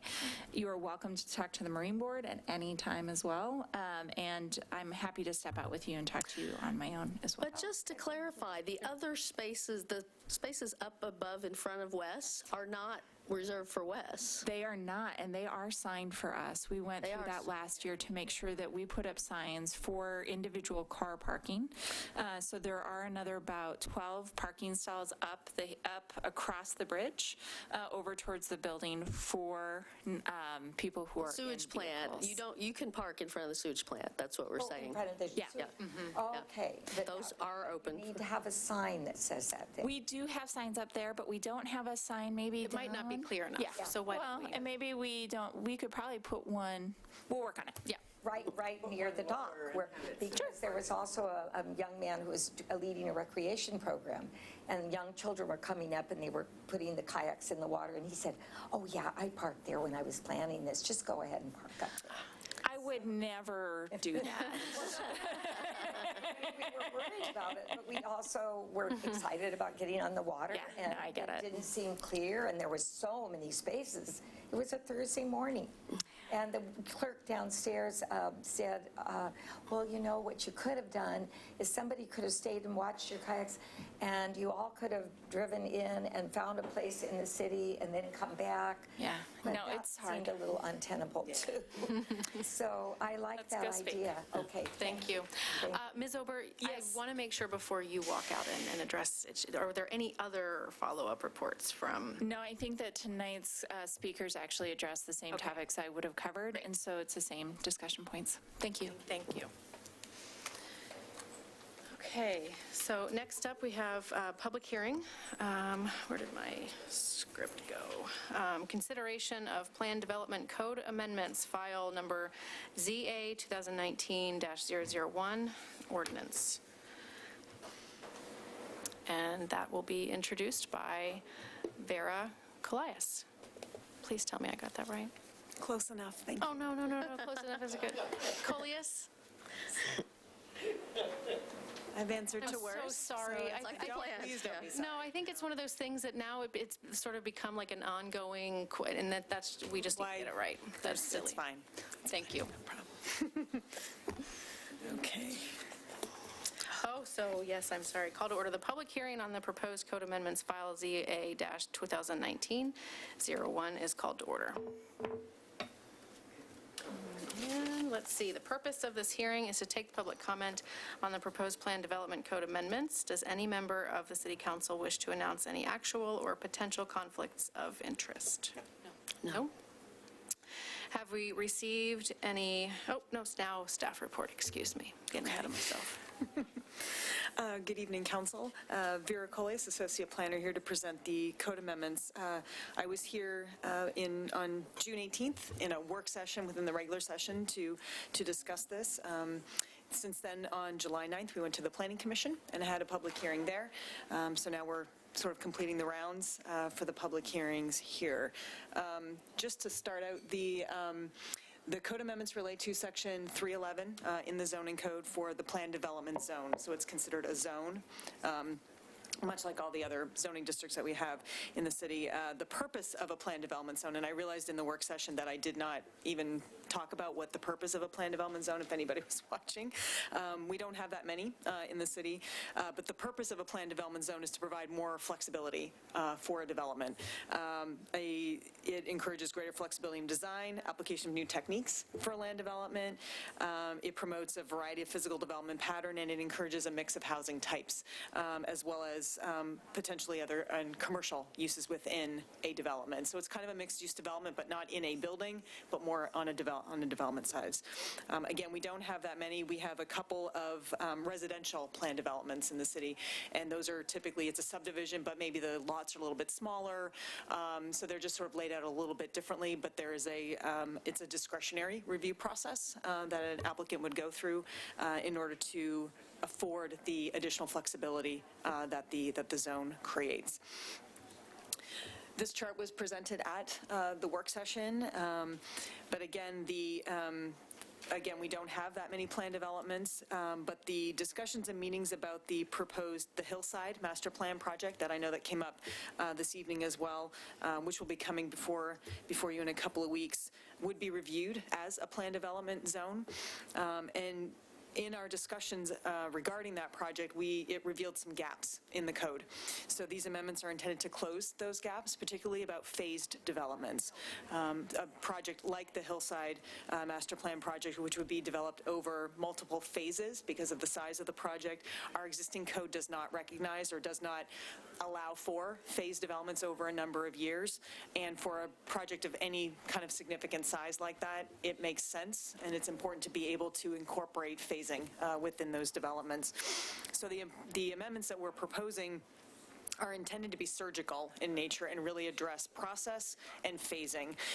We're not proposing changes that address the aesthetics or the creative review process that is already built into the code. It's really about identifying the phasing issues and any process inconsistencies. So just kind of the mechanics of the process as opposed to the design criteria. All of those things are still within the purview of the Planning Commission and then, of course, the City Council for the final adoption. Clarifying that review and approval process and allow for the phasing of development if required. And this chart would generally outline how that might happen between the pre-application, the preliminary development plan, a final development plan that incorporates a zone change if necessary for the underlying base zone. So it actually goes through a number of processes, a number of public hearings before both the Planning Commission and the City Council. And I know, and you'll be asking me if any other comments or any comments were submitted, but there was written testimony received, and it was specific to wondering why a cottage cluster development, because that also came up this evening, why that would go through a full vetting with neighbors and a PD would not. And in fact, the plan development would go through a lot of vetting because of the number of public hearings that would happen. So I just wanted to assure folks that the process is laid out much like a zone change, in fact, that there are public hearings before the Planning Commission, notice is sent out to everyone, of course, and then there would be subsequent notice before the City Council when the project came to you as well. So in fact, there's quite a bit of process and likely more than there would be for a cottage cluster. So just to assure folks that there is ample opportunity for public comment for any kind of a plan development project that would come forward. Since the work session that we had with you, we did go to the Planning Commission on July 9th. The Planning Commission did recommend approval of the amendments, but they did make a couple of recommendations which we have incorporated into the code that was in your packet this evening. The first was that the project development time frame overall would be reduced from 10 years to 7 years. And the reason for that was that the Commission had concerns about essentially freezing code requirements for such a long period of time at the expense of any potential code changes that could come down the road. An example was made about parking, for example.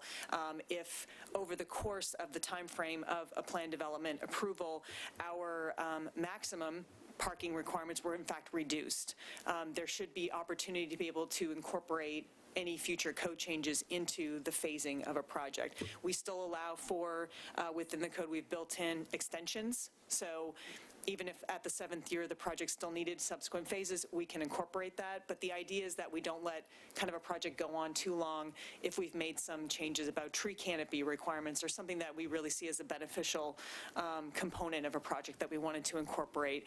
So, so we've incorporated that. So we've reduced that from 10 years to 7 years to account for any potential code changes that might come down the road. And there was some, I think, a bit of confusion because the existing code uses the term subdivision throughout the code. And in our code, subdivision means a very specific thing. So we've replaced it with land division because that could be, a subdivision is 4 lots or more. And it's possible that it could just be a partition, just a couple of lots or fewer than 4. So anything that would trigger the land division code is how we've incorporated the language. So we're not being so specific about calling everything a subdivision. It's just anything that is a land division that needs a preliminary plat and a final plat. So we kind of incorporated a bit more generic language to incorporate any possible kind of land division application. So it was a good conversation to have, and they identified something that we just kind of breezed over because we're so used to reading it, and it made sense to us, so it was actually a good clarification, I think. And we did add language at the staff level within the purpose statement of the planned development zone that adds language, specifies that this is an alternative discretionary review process. There's been some discussion about the needed housing statute at the state level, and we wanted to make sure that it was clear in this code that this is it's a choice that someone is making in going through this review process to develop their property. So this is a discretionary process. There is a clear and objective process for developing property, but we just wanted to make sure that it was very clear that this is something that a developer has elected to go through, and it is discretionary. There's discretion built in all over the place in this, and so that there isn't any kind of question about the city requiring a discretionary process for development of a property. That is a choice for a developer. We wanted to make that clear. It's come up in another project that we're reviewing at the Planning Commission as well, and so we wanted to make that clear that there is a clear and objective process for developing this property, but this is a process that you've elected to go through for all that added flexibility that I discussed earlier. So we wanted to add that sentence in the purpose statement to make sure that was clear. But these changes that I've discussed have been incorporated in the proposed language, so there were a couple of tweaks since we reviewed this at the work session. But the Planning Commission did recommend approval of the code amendments. I'm happy to answer any questions or tweak any language that you may have found going through it again. Happy to do that. But we would recommend adoption of the code so we can get going on getting this into the code for real, and then start working with the Hillside folks when they're ready to start submitting their applications. So you said that was it on additional comments? Okay. Yes, so Mr. Clark's comment was actually the only one that we received, in addition to the Planning Commission's, of course. Okay, all right, great. Does anyone wish to comment? Do you want questions from us first, or take public comment? That's not my script, so. Oh, okay. No, it asks for comments. You're right. Okay.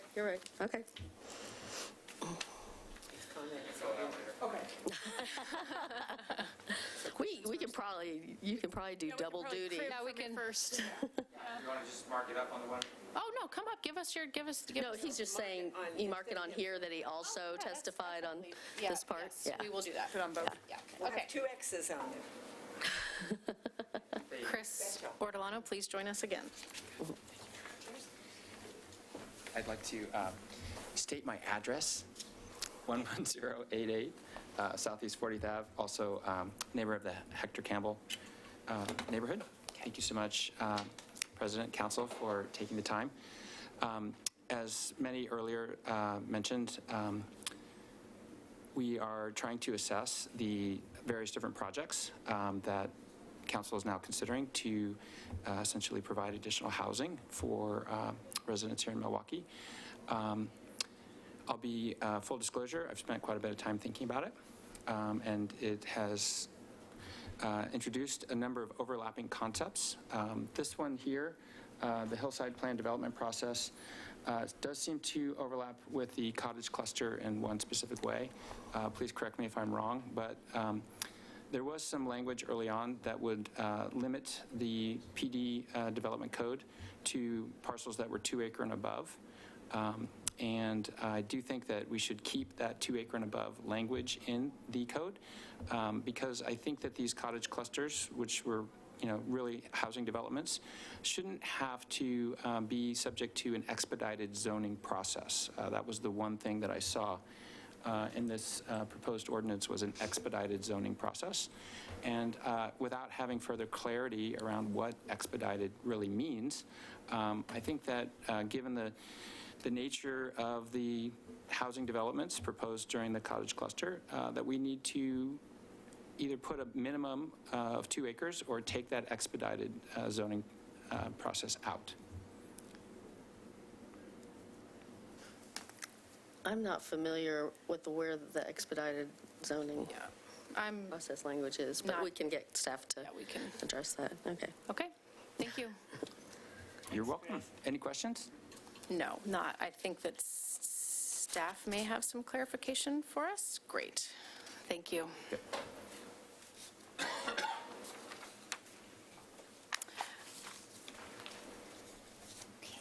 right. No other.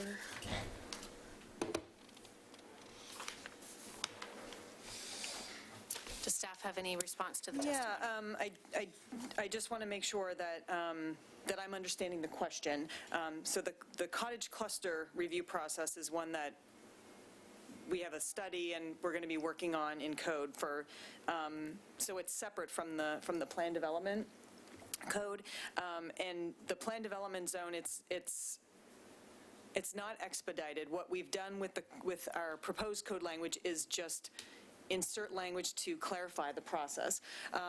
But I don't know that anyone would call it expedited, to be fair, because you're going through a preliminary development plan process with the Planning Commission. Whatever comments come out of that, you provide a final master plan that goes back to the Planning Commission. They make recommendations, then it comes back to City Council. So there could be as many as, well, at a minimum, probably 3 public hearings, 2 at the Planning Commission, then with the City Council, or potentially 2. But it's still really it feels like a rezoning process with a site plan design review on top of it. So it is incredibly detailed, I think, in the way that this would work. And again, the Hillside project was a way of illustrating the gaps and sort of the problems, frankly, that the code language had when you sort of tried to figure out how you would actually run this process with a project like that. I wouldn't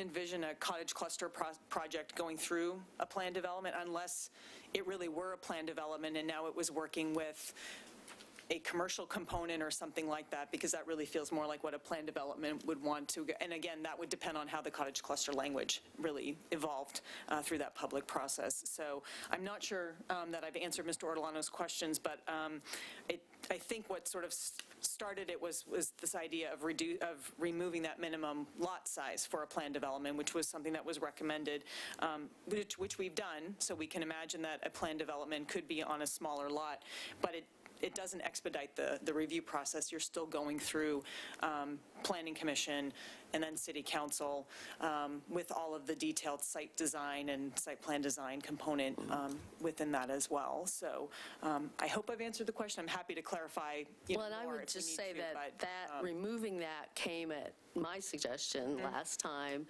because I did think the cottage cluster development, the cottage cluster code was going to take some time. Right. And, you know, I wasn't necessarily optimistic that any of the cottage clusters would use this, because this is a very cumbersome process and costly. But they could. But there was one in particular that's quite large that it struck me, if the guy's really gung-ho, he might choose to use this. And so that was just the thinking there. But I dare say that this has more process than we will probably end up with for cottage clusters. So I don't think it's expedited in that sense of the word. Yeah.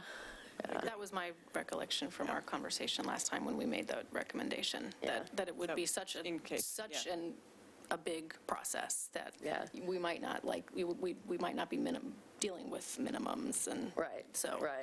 There's sort of an inherent minimum. Right.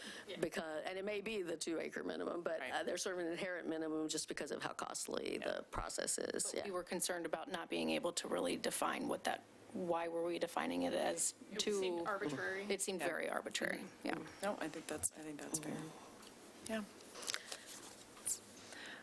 Okay, let's see. So does council have any questions for staff? Yes, I have many, actually. Well, I have a couple of up front, and then I have another one. But so looking at, see, my page number's cut off. Every time I print these at home, the RS number doesn't get printed on it. It drives me crazy. It's page 2 of 7 of the strike-through version of the code. So it looks like it's, I don't know what the RS number is. RS 98, I think. Okay, that could be it. The bottom paragraph says E, open space, and it says near the end, to ensure that open space will be permanent, deeds and dedication of easements to development rights to the city may be required. Is it always going to be the city, or would we maybe want to have flexibility for it to be, well, I don't know. In the park, I started thinking Parks District, but actually we own our parks, so it wouldn't necessarily be the Parks District, but might there be a case where we want it dedicated to someone else, some nonprofit, the Wetlands Conservancy, or some environmental group, or some other kind of steward, and not necessarily the city? So would we want to have some flexibility there? I think, and this is our existing language, so we didn't touch it, but as I'm reading this, it's not about the management of the open space, it's about the rights of development.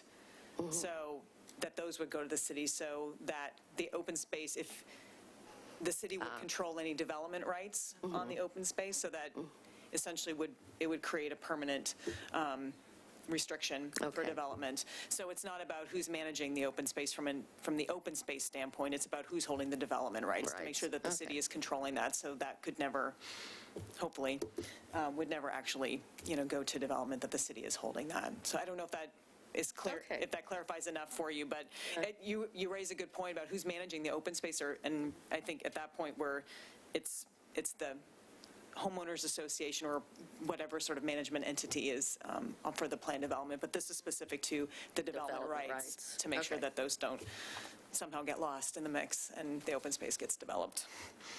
Okay, and then on the following page, the first full paragraph, I just want to make sure I understood it. So all planned unit developments will have 1/3 of the gross site area devoted to open space and outdoor recreational areas. So 1/3 has to be devoted to that, and half of it has to be of the same general character as the area containing dwelling units. I didn't know exactly what that meant. But the last sentence gave me comfort. So that open space requirement, that 1/3 of the gross site area does not include the streets. Correct. Correct. Okay. Right. Yep. I don't know exactly what that middle sentence means. Yeah. Again, existing language. Is that, what's the character part? I think that's character's always a bad word, actually. Character's always a bad word. Almost as bad as shall, which we will get to. I'm not sure exactly clear what we mean by that. I think that means some of that is the area, like the landscape yard areas and any active play areas, as opposed to natural open space. So part of, I go back to the Rusk Road example, for one. The first development we looked at a couple years ago there, they had a very large component of that was natural open space. They easily met this because of that natural open space, but they still needed a portion of their open space to be active open space around the units or play area. We had discussions about that, and that's where we ended up kind of figured the yard areas for those and the open play areas met that second part of it. This one was really difficult because they had so much open space. If we were to go in and do a more intensive review of the entire PD section, we probably would have changed this section. We took a very light touch on all of this, a lot of the standards, but I'm not sure what the right mix is. Okay. We chose not to touch this one. Okay. Not for the reason that we didn't think it needed to be dealt with. It just wasn't going to address the procedural issues that we wanted to fix. We're trying to fix. Yeah. Trying to stay focused.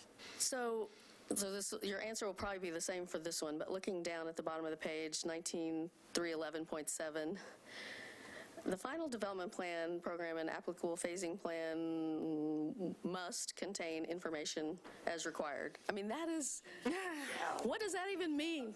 Well, we're going to get to that. We'll be here for a while because I'm going to change all the shalls. I've edited them all, but that's like, that whole section just says you shall contain whatever information we tell you you shall contain. Well, what that does, if I may, we could anticipate the application form for a PD or a submittal requirements form, which we have for our general land use applications, but the one for the PD may be different, and we may be including a bunch of things that we want in that plan. We don't want to codify the components of the plan. So this gives us the latitude, and this is, again, this is existing language, but for that phasing plan business. But it gives us the latitude to be able to create a submittal requirements form like we have for the preliminary plat. We have what needs to be in a preliminary plat, but it's not in the code. We just referenced that there will be something that will tell you what all the information is, and it's codified that you have to provide all of that information, but we don't specify all the pieces of an application because we'd be changing code all the time every time we discover. So I get that, but I mean, shouldn't you at least tell them as required where they're going to find that? As required in application materials? I mean, we could specify it a bit more that way, if that makes it clear and doesn't sound so obscure. If you go up to 311.5B, right above, this one had, this was the preliminary development plan and what was required. We did touch that one because it said the program shall be submitted by the applicant with the information on forms and checklists, or with information as required in a resolution by the Planning Commission. We've never done that. There is no resolution by the Planning Commission that says what's required for plan development. So we just added, we dropped that part and just left the language in about information and forms and checklists as required. I want to... So do you want that same language here? Well, we could. Must contain information on forms and checklists as required, or I don't know. It just struck me as a section that didn't mean anything. But in other sections of the code, it says as required by the planning director. There's some discussion about whether that's appropriate. So we didn't bother to put it in. So we just left as required. It does create a bit of a question about, it didn't get dropped from this. 311.7's all, I mean, it's just, that's the way it was worded. We didn't drop anything. no, I see that. But I mean, it's not something I'm going to lose sleep over, but it does seem like, I mean, if we're saying up here, I mean, still the forms and checklists at least honestly puts the reader on notice. There's forms and checklists. I need to find out where to get those. And I guess maybe when we started with this, we considered just throwing the whole thing out and starting over. Honestly, we did, and we just decided let's fix only what we really think we need to fix to get through this. And we can tweak whatever you whatever you want, but we tried not. We don't think it's perfect by any means, and so whatever you want to do, we can do. But I'm just saying, it's I would have preferred to burn the whole thing and start over. It's a bit of a Pandora's box once we started. It is totally a Pandora's box. So is there any harm, though, in adding the forms and checklists? No. I mean, there will be forms and checklists. Oh, yes. Whether it's required by the director or, Yep. So we can add on information on the forms and checklists as required. And sure, then that parallels the above. It's consistent with the information. Sure. Okay. And that was my last substantive issue. I'll let other people go with theirs before I go with my less substantive issue. It would seem too that one of the issues is take out all those shalls. Well, that's where I'm, Or something else in there, right? Well, so I want to ask a question about that because, and when I read this, I was trying to keep my focus pretty narrow to the we're just trying to figure out how we can make this monster work for us for this particular instance, by and large. So I didn't do a lot of wordsmithing, but overall, what I'm hearing is the plan development process is designed to make us a little more nimble and a little more flexible in a really complicated situation. I'm not sure nimble's the right word, but more flexible, definitely. Right. Kind of a lumbering nimbleness, I guess. So if that's the case, is there some benefit to having shall in this circumstance? And that's an open question. I'm not a lawyer. It is just standard code writing that the council's had a discussion about this, and somehow we slipped shall into the new language. Forthwith. It's partly. It's because it's in the old language. But it's partly because it's really hard to teach old dogs new tricks, and we are both. I mean, I'm really an old dog. So let me read you. For sure. I sent around a thing after the last discussion about, the need for us to have a code manual, but there's a nice pithy, so the one guy I cited in that is Brian Garner, who's one of the leading sort of legal writing guys, both on brief writing but also on statute writing, and he was a consultant to the Federal Register and all kinds of things. So here's a pithy statement. Judge Frank Easterbrook, one of the most celebrated jurists in the country, once wrote in an opinion, "Shall is a notoriously slippery word that careful drafters avoid," end quote. He's exactly right. Courts have held that shall can mean has a duty to, should, is, will, and even may. The word is like a chameleon. It changes its hue sentence to sentence.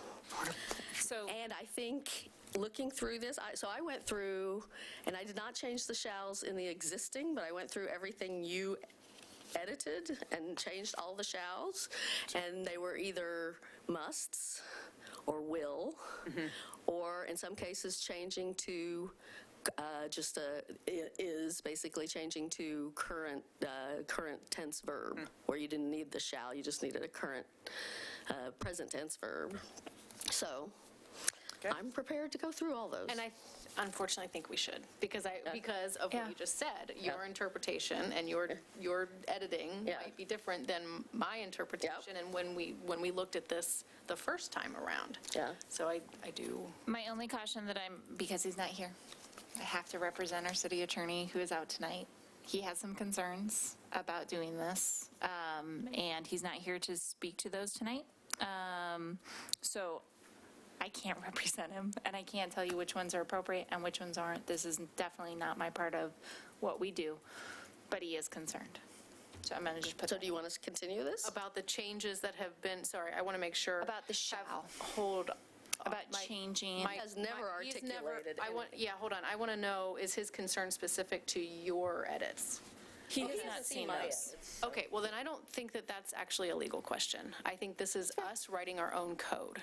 And you can. That is I am letting you know that you have an employee who has expressed to me some concerns about doing this tonight.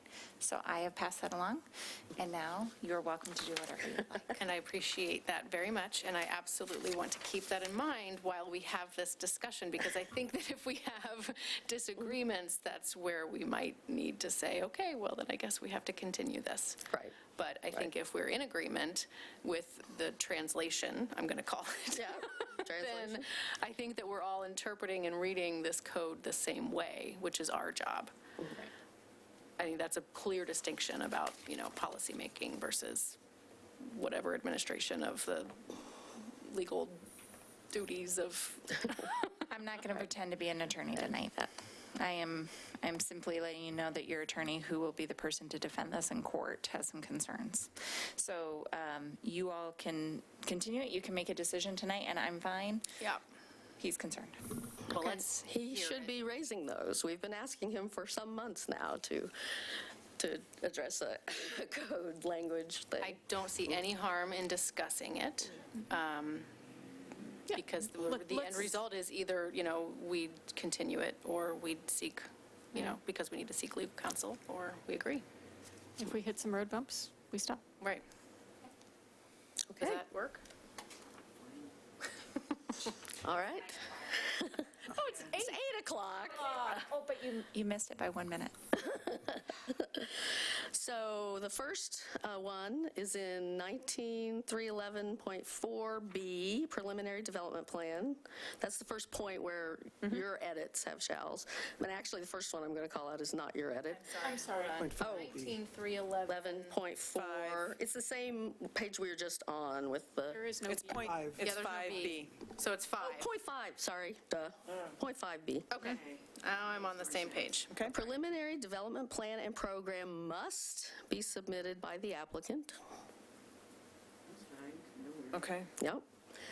Checklists as required and must Or will. or will. Will. That's a Will include, yeah, will Because include. it's if applicable. Yep. Where's that? The project as a whole must be portrayed. The last must be portrayed in the application materials and requires preliminary approval. Okay, Yep. good. Okay? Everybody okay? So now point 6B, which must serve as an, which serves as an you don't need a must or a will, it's just, including phase plan, if applicable, which serves as an application for a PD zone change. You want to get the other shall in there, or? Is there another Yeah, they have the Did I miss one? applicant shall within 18 months. Yeah. Yeah, that Will or must, yeah. I mean, doesn't that sound like a must? Yeah, We're it does saying sound like a 18 must. months, then that's what Yeah. it means. Yeah. Okay. And then in the point 7, that one seems to me should be a must. Wait. Must Oh, contain and that's information on the forms the and forms and checklists. Yep. Okay, so flip the page. Subpart 1A on the next page. So 193119A, or where are we? 8. 3118A. Okay. The final plat must be submitted within 1 year. The next paragraph, the final plat for the initial phase must be submitted within 1 year. So I don't know why, but this is where I'm suspecting that there may be some legal concerns. Okay. What happen, A and B, so what happens if they don't? It goes back to the beginning. It goes all the way back to the beginning. Is that our intent? Well, that's the way we would normally do that. If somebody doesn't meet the timeline, you've got to, basically, your project's expired, you've got to Right. resubmit. And if you're an enormous project with multiple moving parts, do you want to make this a stumbling block that will send someone back to square one? We generally really try to notify people when we know the deadlines are coming up. This is the So one that I we've just read. if there's an opportunity for an extension, we take. Okay, so there is an extension process that they can take advantage of, and they can avoid expiring. Well, and there's and there's the whole phased thing too, right? Yeah. Oh, I missed one though. At the very top of the page, before the A, then the review process is as follows. Not shall be, is as follows. Going down to C, for all other projects, in no case will the total time period. Right? And then I think we are shall free for the rest of that page, if I haven't missed any. C.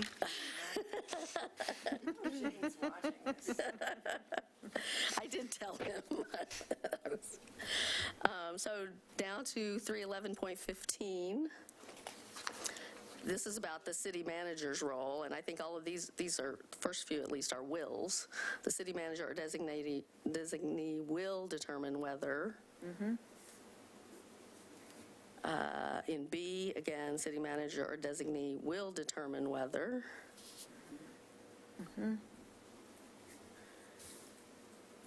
then in C, minor modifications will be evaluated. And then again, the city manager or designee will determine. Oh, there's a bunch of them in this paragraph. Yeah.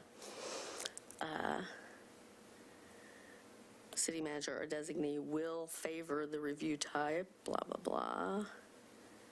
And then major modifications will be evaluated through a type 3 review. Okay. Okay. And then point 16, nothing more on that page. I guess this is the very last thing of point 16. Well, in the case of this phase development, this provision applies to the first phase of the development. You missed one. Did I miss one? If found not to be, the planning commission shall, the top sentence at the top of the page. Oh, okay. Well, I was only doing their edits. I wasn't doing all that, but you're right. If found not to be, the planning commission will recommend to the city council that the PD zone. Must. I think. Must? Yeah. I want to read that I whole don't thing know. really quick, actually. Yeah. I didn't realize you had limited yourself to the Yeah, because there's a bunch of shalls on the first 2 pages, but I didn't. I retract my comment. Well, no, I think it's good. Yeah, if found not to be in the plan. Do you want to do that one? What do you want to do with that one on the top? If found not to be, the planning commission, it's a weird, Will, I mean, to me, it's a, well, I agree. I guess, I don't know. That's, I think must sounds. Oh, does it? Yeah, somehow. You have no choice, this is what you need to do. I could see either will or must. I don't have a strong feeling there. I think shall's the right word, you guys. When in doubt, go with shall. There may be, I will say, there may be places where shall is the best word. Good one, Denny. We get to keep one. I had to poke out. I'm okay with leaving that one alone. Yeah. Are you? Okay. Well, then let's leave that one. So you got this provision applies to the first phase of the development. And then in point 17.2, for all other projects, in no case will the total time period of construction exceed 7 years. And then in B1, the public infrastructure must be constructed. And then in B2, development and occupancy of any phase is dependent on the use of public.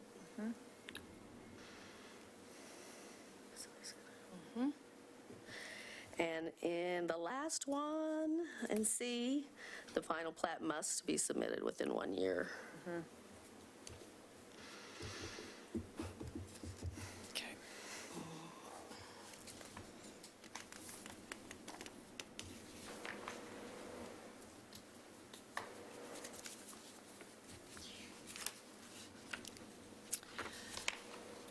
And this will all be rewritten at some point anyway, because the rest of it needs to get a good look at, apparently. Yep. So, Be a little bit closer.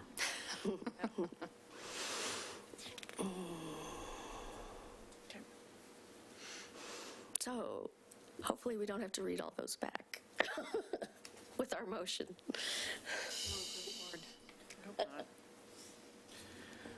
I nominate you if we do.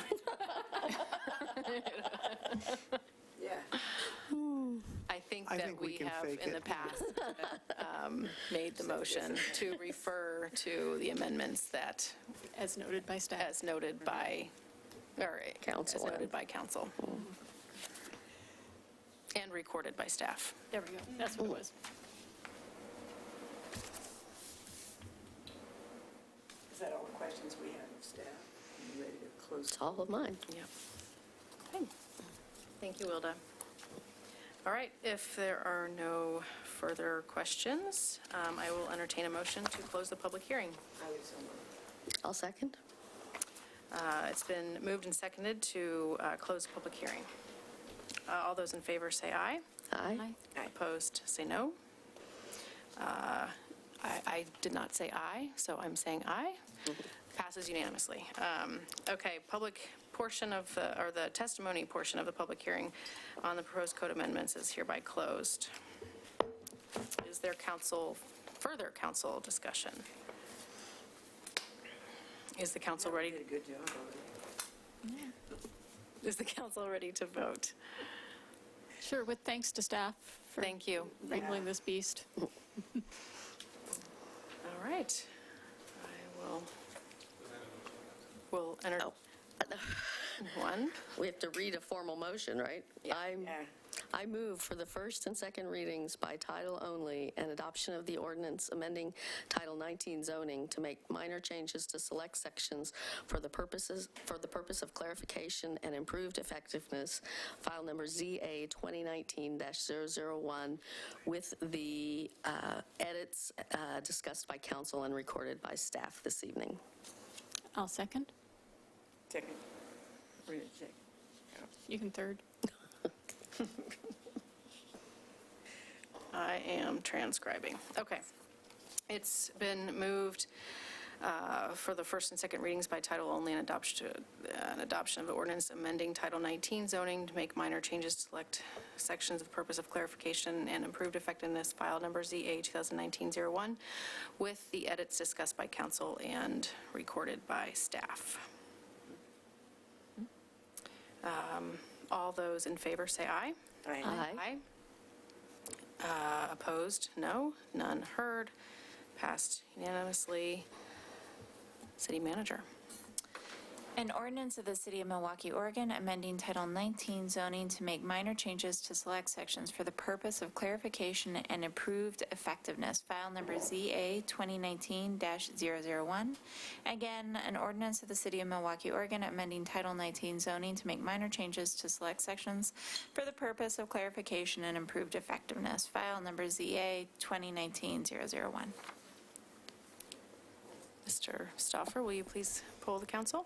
Council President Falconer, Aye. Councilor Beatty, Aye. Councilor Parks, Aye. Councilor Heisey. Aye. Motion carried 4-0, ordinance 2175. Okay. Thanks. Thank you, actually, Lisa, for going through and pointing those out. I'll be doing that again, so. Take the opportunity. Thank you. Find them. All right, other business, we already actually discussed the Leadership Academy. And we're just going to let the city manager's update go tonight. Okay. Thanks. Thank you very much. All right, then I have some announcements, if we're ready for that page. It's helpful to put those up. How are we? We are way ahead of schedule. Are we? We are so Thanksgiving is ahead over. of schedule. Good. Good. Very good. All right, so let's see. Join the Llewellyn neighborhood at their annual concerts at Ball Michelle Park each Wednesday in August at 6:30 p.m. The first concert will be held tomorrow, Wednesday, August 7, featuring Remedy, a 5-piece rock performance dance band playing the best songs from the 70s, 80s, and 90s. Also join them next week on Wednesday, August 14, for the Lashbrook Brothers. Thursdays in August are also a great time to go see Concert in the Park. Join the Ardenwald-Johnson Creek neighborhood at their annual concerts at Ardenwald Park each Thursday in August at 7 p.m. The next concert will be held this Thursday, August 8th, and feature Grey Dogs, a traditional Americana blues and jazz band. Also join them next week on Thursday, August 15th, for The Noted, which bills itself as an inspiring rock about love, life, and you. Don't forget that the Milwaukie Farmers Market is open every Sunday through October from 9:30 a.m. to 2 p.m. in downtown at Harrison Street and Main Street. The North Clackamas Parks and Recreation District invites you to a concert in the park at Milwaukie Bay Park on Saturday, August 17th. From 6 to 7:30 p.m., Hit Factory will play 80s cover songs to get you moving. The Portland Century Bike Ride returns to the to the ride's original start and finish at Portland State University for 2019 on Sunday, August 18th from 10 a.m. to 4 p.m. The route will also once again come through Milwaukee using the 17th Avenue Multi-Use Trail and the Trolley Trail. The rides include a choice of 100, 85, 70, 55, or 30-mile route options. You can find the link to register on the city's event calendar. Lastly, Northwest Housing Alternatives will hold a grand opening event on Tuesday, August 20th from 4 to 6 p.m. at their campus on Willard Street. The event will include remarks and a ribbon cutting at 4:30 with self-guided tours to follow along with refreshments. All are welcome to attend, except for us, because we'll be here. Aren't they giving us a little break to go? Are we getting a break? We do. Oh, lovely. Hour and 15 minutes. Okay, very good. I was actually really sad to see that it was the same time, so great. For more information about each of the events mentioned, please visit the city's homepage at www.milwaukeeoregon.gov. I can't think of any others. That seems to cover the August. Well, look at us, 8. Oh, no, there is one other thing, which we'll have another meeting before that, but the farmer's market on the 25th, whatever, the last Sunday before Labor Day, will be the sustainability market, and the Milwaukie Environmental Stewards Group will be collecting styrofoam. So look for more info on that on their Facebook page or on the Farmers Market Facebook page. We'll also have some other vendors there, including, I think, the Xerxes Society, talking about gardening for pollinators, and there'll be a handful of other special vendors that are on the sustainability theme at that market. So be sure to come out on the 25th. Very good. All right. I will entertain a motion to adjourn at 8:17. I will make a motion to adjourn. All those in favor? Aye. That's why I gave you the night off. We are adjourned. Thank you. Good job. Oh.